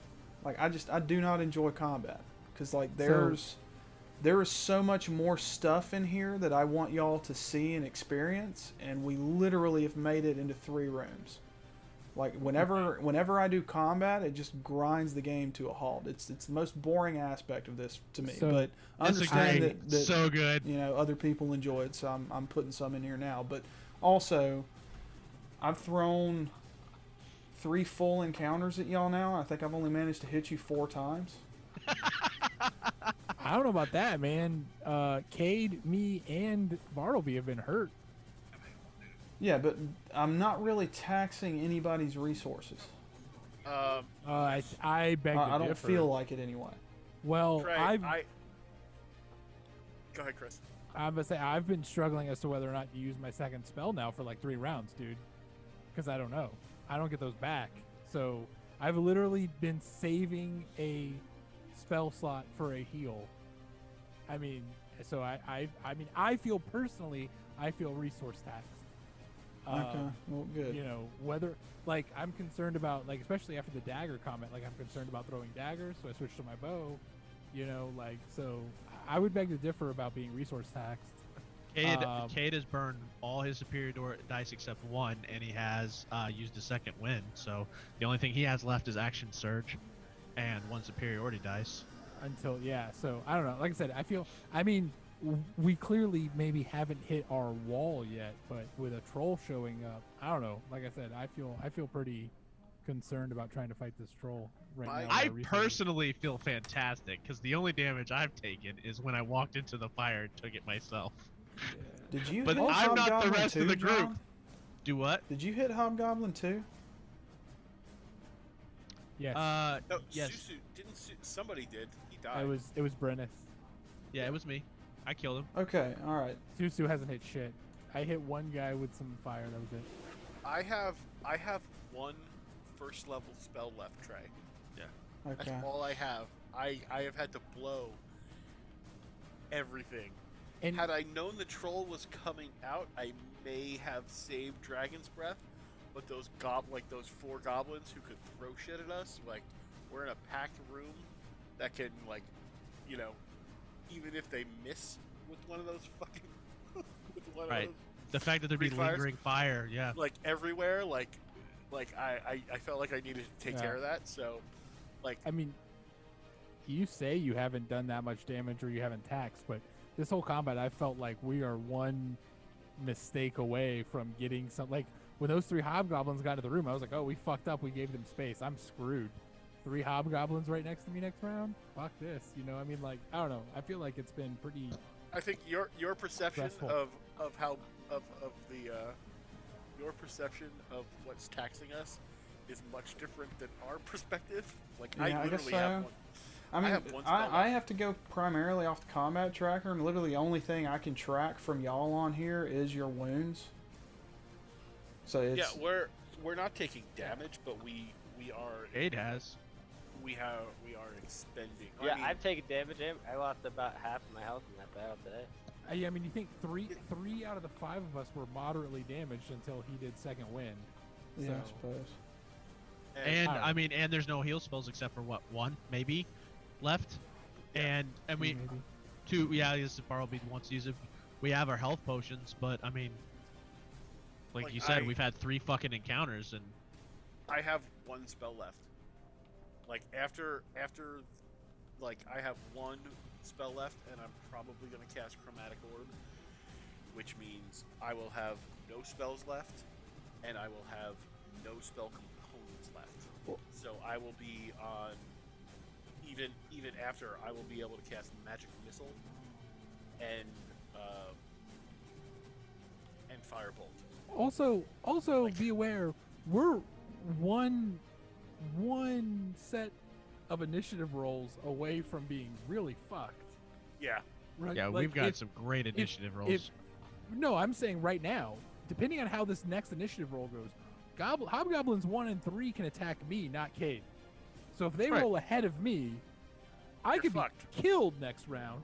Not Yeah. to mention if troll guy goes before us and he just starts marching down the hallway. Like this next initiative is going to be huge. Huge. I cannot express that enough, right? Like we could Trey, we could be in very bad shape by the time our turns roll around next round. Trey's over there like, you guys must be so bored, and we're all like, fuck, we're gonna die. Yeah, Fuck, we're gonna like- die. Hey guys, I'll be perfectly honest. If I die like this is like the happiest Prentice could be. Like I'm just killing things and getting revenge. Like I'm good. So I'm fucking loving it. Yeah. I mean, oh yeah, I that. feel like- I feel like it was Uh, pretty well advertised that like you guys are walking into a dungeon crawl. Yeah. So I don't think I personally appreciated that, right? Because I can get in the right mental headspace to be like, we're we're gonna die. one or two game sessions at this point, maybe 3, are going to be like combat driven, right? Like I feel like in our last one where we walked into Blue Alley, I struggled a little bit because I was expecting a little bit. I wasn't expecting like a huge dungeon, like a multi-session dungeon crawl right from the beginning. Yeah. So I struggled a little bit like getting into that mindset. Even though you told us then too, so I'm not blaming you. I'm just saying like I think I didn't know it was coming. But yeah, I mean giving us the heads up like, you know, you're going to be seeing like 2 or 3 sessions of a dungeon crawl, I think helps a lot. Yeah, I've enjoyed this because it's been super tactical, super gritty. Like we're on a knife edge. I mean, yeah, like they're saying, if our initiative, if initiative goes south, we're just dead. Or if a couple lucky rolls and Cade goes down. Yeah. Like the rest of us are easy to hit. For the most part. I feel like that troll's about to fuck the goblin boss though in the ass. That troll's about to just eat everything. He's gonna be like, get the fuck out of my way. So the only big damage I have left is 3d8 of whatever I choose, and then I'm done. I am tapped, and I have no fucking resources at all, except for Firebolt. So, like, you know, I think if we make it through, I think we should. I don't know what the fuck to do, to be honest with you. Well, but I guess that's also what I'm thinking, right? In my head, I'm also thinking, okay, say we make it through this, we're not gonna fucking like long rest in Gutrot's Hold after starting a fight, right? So like, if there's any other combat in Gutrot's Hold, we're gonna be like seriously drained. Or any other. Well, the thing is, I think going forward, I mean, the bone pile fucked us. Real. Well, hard. one of us. I wasn't the only one who fell flat on my ass. Okay, fine. Well, 3 of us. Three of us got fucked. All right. Three of us fell on our ass on that one. It was the one skill check I passed. So I feel like we probably would have done much. Like I think if we survive this, then going forward, like we have to try and contain better, so we're not facing a bajillion enemies all at once. Since we are low on resources, I think the fact that Cade is so hard to hit is saving our ass. Yeah, is definitely 100%. saving our ass. Like, because I mean, Bartleby is any one of these hobgoblins can one-shot Bartleby. So just to be clear though, if Cade would have been one step further up, those other hobgoblins would not have gotten in around the side, correct? It was because he was at the doorway that they were able to pass. Is that correct? Or had Susu not stepped behind him, but then Susu could have gotten hit. Yeah, I mean, I shouldn't have stepped behind him, but I mean, I was thinking like same way Brennan was, and I was like, oh shit, I want to stop Cade from being flanked. And then I was like, oh fuck yeah, I probably just like opened the floodgate. So that was my bad. No, it happens. I mean, it's still not bad. I mean, we can still plug that hole. And the troll can't. The troll's not going to be able to push through us, right? He can push through his own guys, but not us. Well, the way I'm going to run that, if he's able to attack and grapple someone, then I'm going to make contested strength checks to move your square. I'm not going to let him just move through you, although technically I think he can, unless you've got an ability that stops his movement, because he could choose to move through your square and just provoke an attack of opportunity, right? No, yeah. You can't move through an opponent's square. Okay. You can move through friendly squares, but I don't know what the rules are for large creatures. I don't know if that's different. I don't think there's displacement. I'll check. I'll look it up. We'll look it up and figure it out. Well, Cade has Sentinel, so. I mean, yeah, that's right. So once the troll comes in, if Cade has a reaction, he can just tap him on the nose and they can stop if he hits him. Yeah. But that is if Cade stays up. Well, one thing at a time. Right. One fucking fire at a time. Rega Ichibades. Aaron, he's going to sleep and is listening to TikToks. I'm not going to sleep. I'm fucking Emotional damage. Emotional damage. Yeah, Trey. So from our perspective, this combat is going much differently than it is from your perspective. Okay. That's funny how it's so different, so vastly different. Trey's like, it's boring. I'm not even doing anything, and we're all like, fuck. Well, no, I guess I'm over here it's- with a fucking hard on, just I fucking guess it's having the more time of my life. it's more like spreadsheet Yeah, good tracking time. on That's my end fun. because I've got That's like a lot of fun. 15 fucking enemies on the combat tracker that I'm having to deal with. Oh, I was Yeah. gonna say, have you seen like me and you can like touch base, not a game because, I mean like one, I ran into the same problem with Cyberpunk where you're like, well, logically they're like the way to challenge the group is to like have multiple enemies. Yeah. But I think there's ways to run them, like treating them as like environmental impacts or like treating them as like 4E. I know everybody hates 4E, but 4E had this thing like minions rule where basically you treat them as like group fights against the party, but then like one hit against them kills them, so you don't have to track HP and that sort of stuff. And Yeah. I don't know. And also, like, I don't know if you watched it or not, but this is reminding me a lot of it. Like, I don't know if you know Matt Colville on. Yeah, I YouTube. watch MCDM stuff. Yeah, he has an excellent video about like creating encounters where you like basically do like encounters that have major bosses where they, instead of trying to track everything, they do certain things at like health levels. So like first round they'll do this, second round they'll do this. and Yeah, then I've that's been it. trying to use So- like dice timers and stuff like that, like with the reinforcements coming in and shit like that, just kind of keep some urgency to it. But having to do everything in the combat tracker and then going back through like when attacks of opportunity are triggered, especially for my creatures, because then I have to zoom in, see what number it is, and I got to scroll through the combat tracker to find that creature, and then I have to pull it out and make You all can't- of those attacks like You can't do that stuff primarily from a token. That's only from the tracker. no. Like I can't. The only way I can roll attacks and stuff is from the combat tracker. So whenever I, like for instance, if you trigger an attack of opportunity from Hobgoblin 3 or whatever, I have to go find it in the tracker, pull out its attack menu, and then roll the attack from there. It's just very clunky. This is one of the things where not being face to face is to the detriment of the game. It takes longer to do the spreadsheet shit when you're playing on the computer.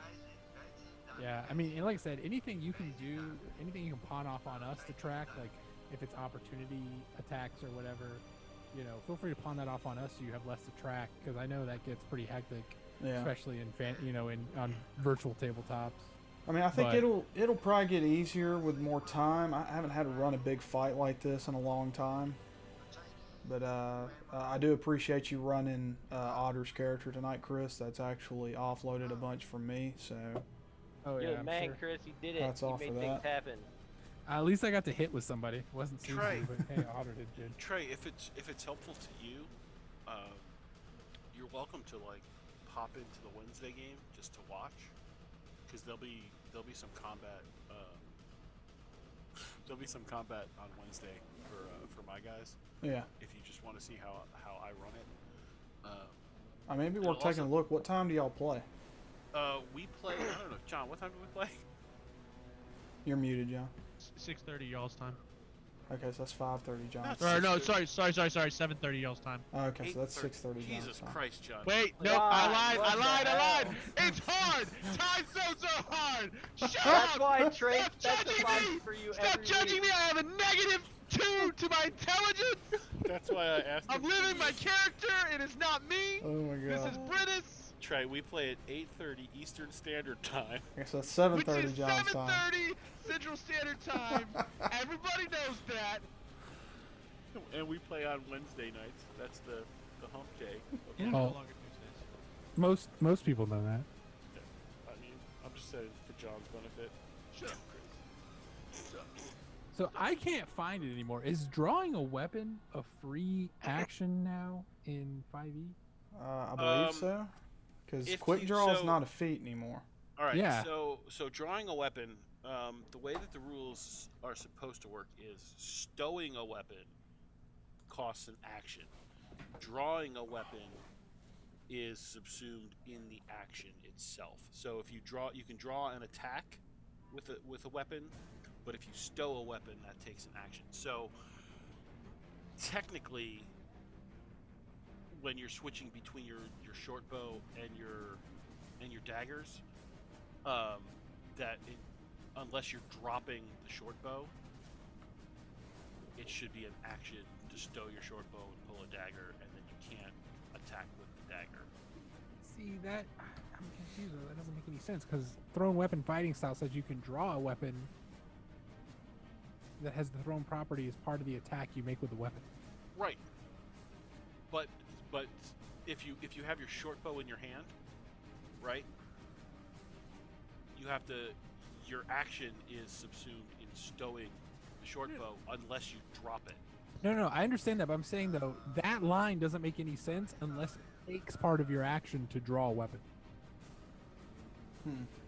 Well, no. So you can draw a weapon that has the thrown property as part of the attack you make with a weapon. If drawing a weapon is a free action, that doesn't need to be there because I can draw a dagger and throw it in the same round. Doesn't matter. Oh no, that is because with other range weapons, so with like a short bow, it has ammunition, right? So drawing the arrow out and firing is subsumed in the action of attacking, and it's the same basic idea.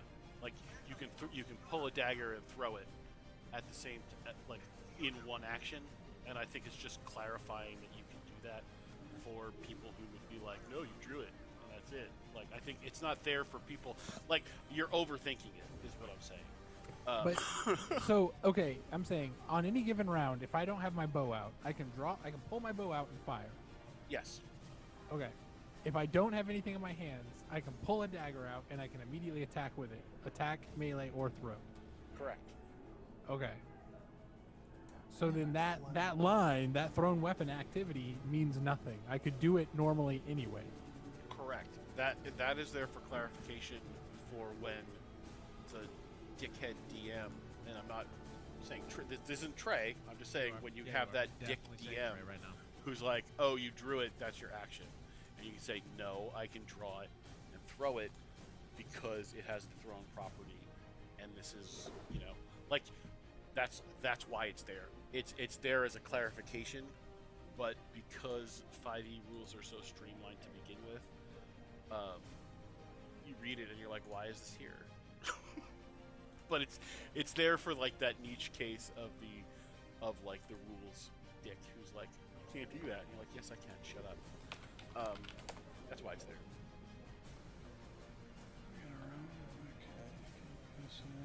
I think there's a.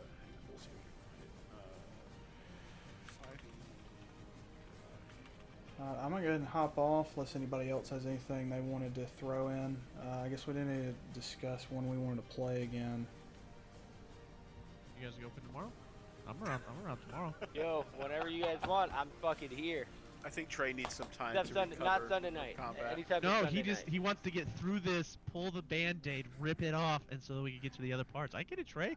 Honestly, if I didn't great. have a birthday party to go to tomorrow, I would play again. Just hurry up and get through this shit. Dude, we gotta figure out a way, like whether it's more role play in combats or whatever, but we gotta figure out a way where you're also enjoying combat or combat. I mean, I'm not enjoying it. This is the least enjoyable part of the game for me. I mean, I like would as far as concur. hosting or in general. Just in general, like I don't like running it. You I don't don't like like playing it. I do not like combat like this. I Trey likes the like story side role of it. playing and What like if it skill was checks and moving, advancing the story and shit like that. I feel like this only is fun if I kill people. I feel like You're trying, man. I'm just gonna throw this out here. A hardcore rule set, which makes the game more like a tactical strategy, combat-oriented game, as opposed to like an RP heavy game, may not have been the best way to run then. Well, I was hoping that if it were more tactical strategy and we had lower hit points, these would be over with sooner. But the whole game would be over. It's like, I know. Your party wiped. Good job. All right, you guys are all You're dead. probably right, What are we playing next? You're probably Yeah. right. But so you just wanted to get through your turn as being GM. You're like, all right, I'll just wipe the party day one. All right, there. All right, Chris, Someone you else ready with your GM. Dune game yet? I'm ready to play some Yeah. Dune now. Exactly. amazing. I am free. It looks like I'm free any day in January. Any Friday in January. All right, we'll shoot for next Friday then. Next Friday work. Next Friday Friday's for great for sure. me. Yeah. All right. Reach out to Matt and see if he's available. But Yeah, I'll throw something into Discord and see if he can make it on. It ain't easy being a pimp. Do what? It ain't easy for Matt being a pimp. Yeah, it's true. he's rolling in the Vaj. What are you saying to Gator? That poo-tang. Gator don't play no Wait, shit. he ditched D&D. Gator, don't play no shit. He ditched D&D for a date. Oh, I don't know. Lame. Oh, Lame. so the clarification, Chris, that you're looking for is if you draw, so you can draw those daggers as part of an attack, right? But if you throw both of them, you are empty-handed until the start of your next turn. Right. You going to bed after this, John? I mean, still you going to bed still after can this? draw them every turn Hear you. though. Yes, Are you going to bed after this? and that falls under Oh, thank God. under the other actions you can do on your turn. It's a free I item switched interaction. computers. All right, I'm You gonna can interact pass with one the object or Zoom feature over to of you the guys. environment for free. Y'all have a Okay. good night. You too, Love you, Trey. See you, buddy. Yeah, take it easy, during buddy. your move or action. Oh, I see.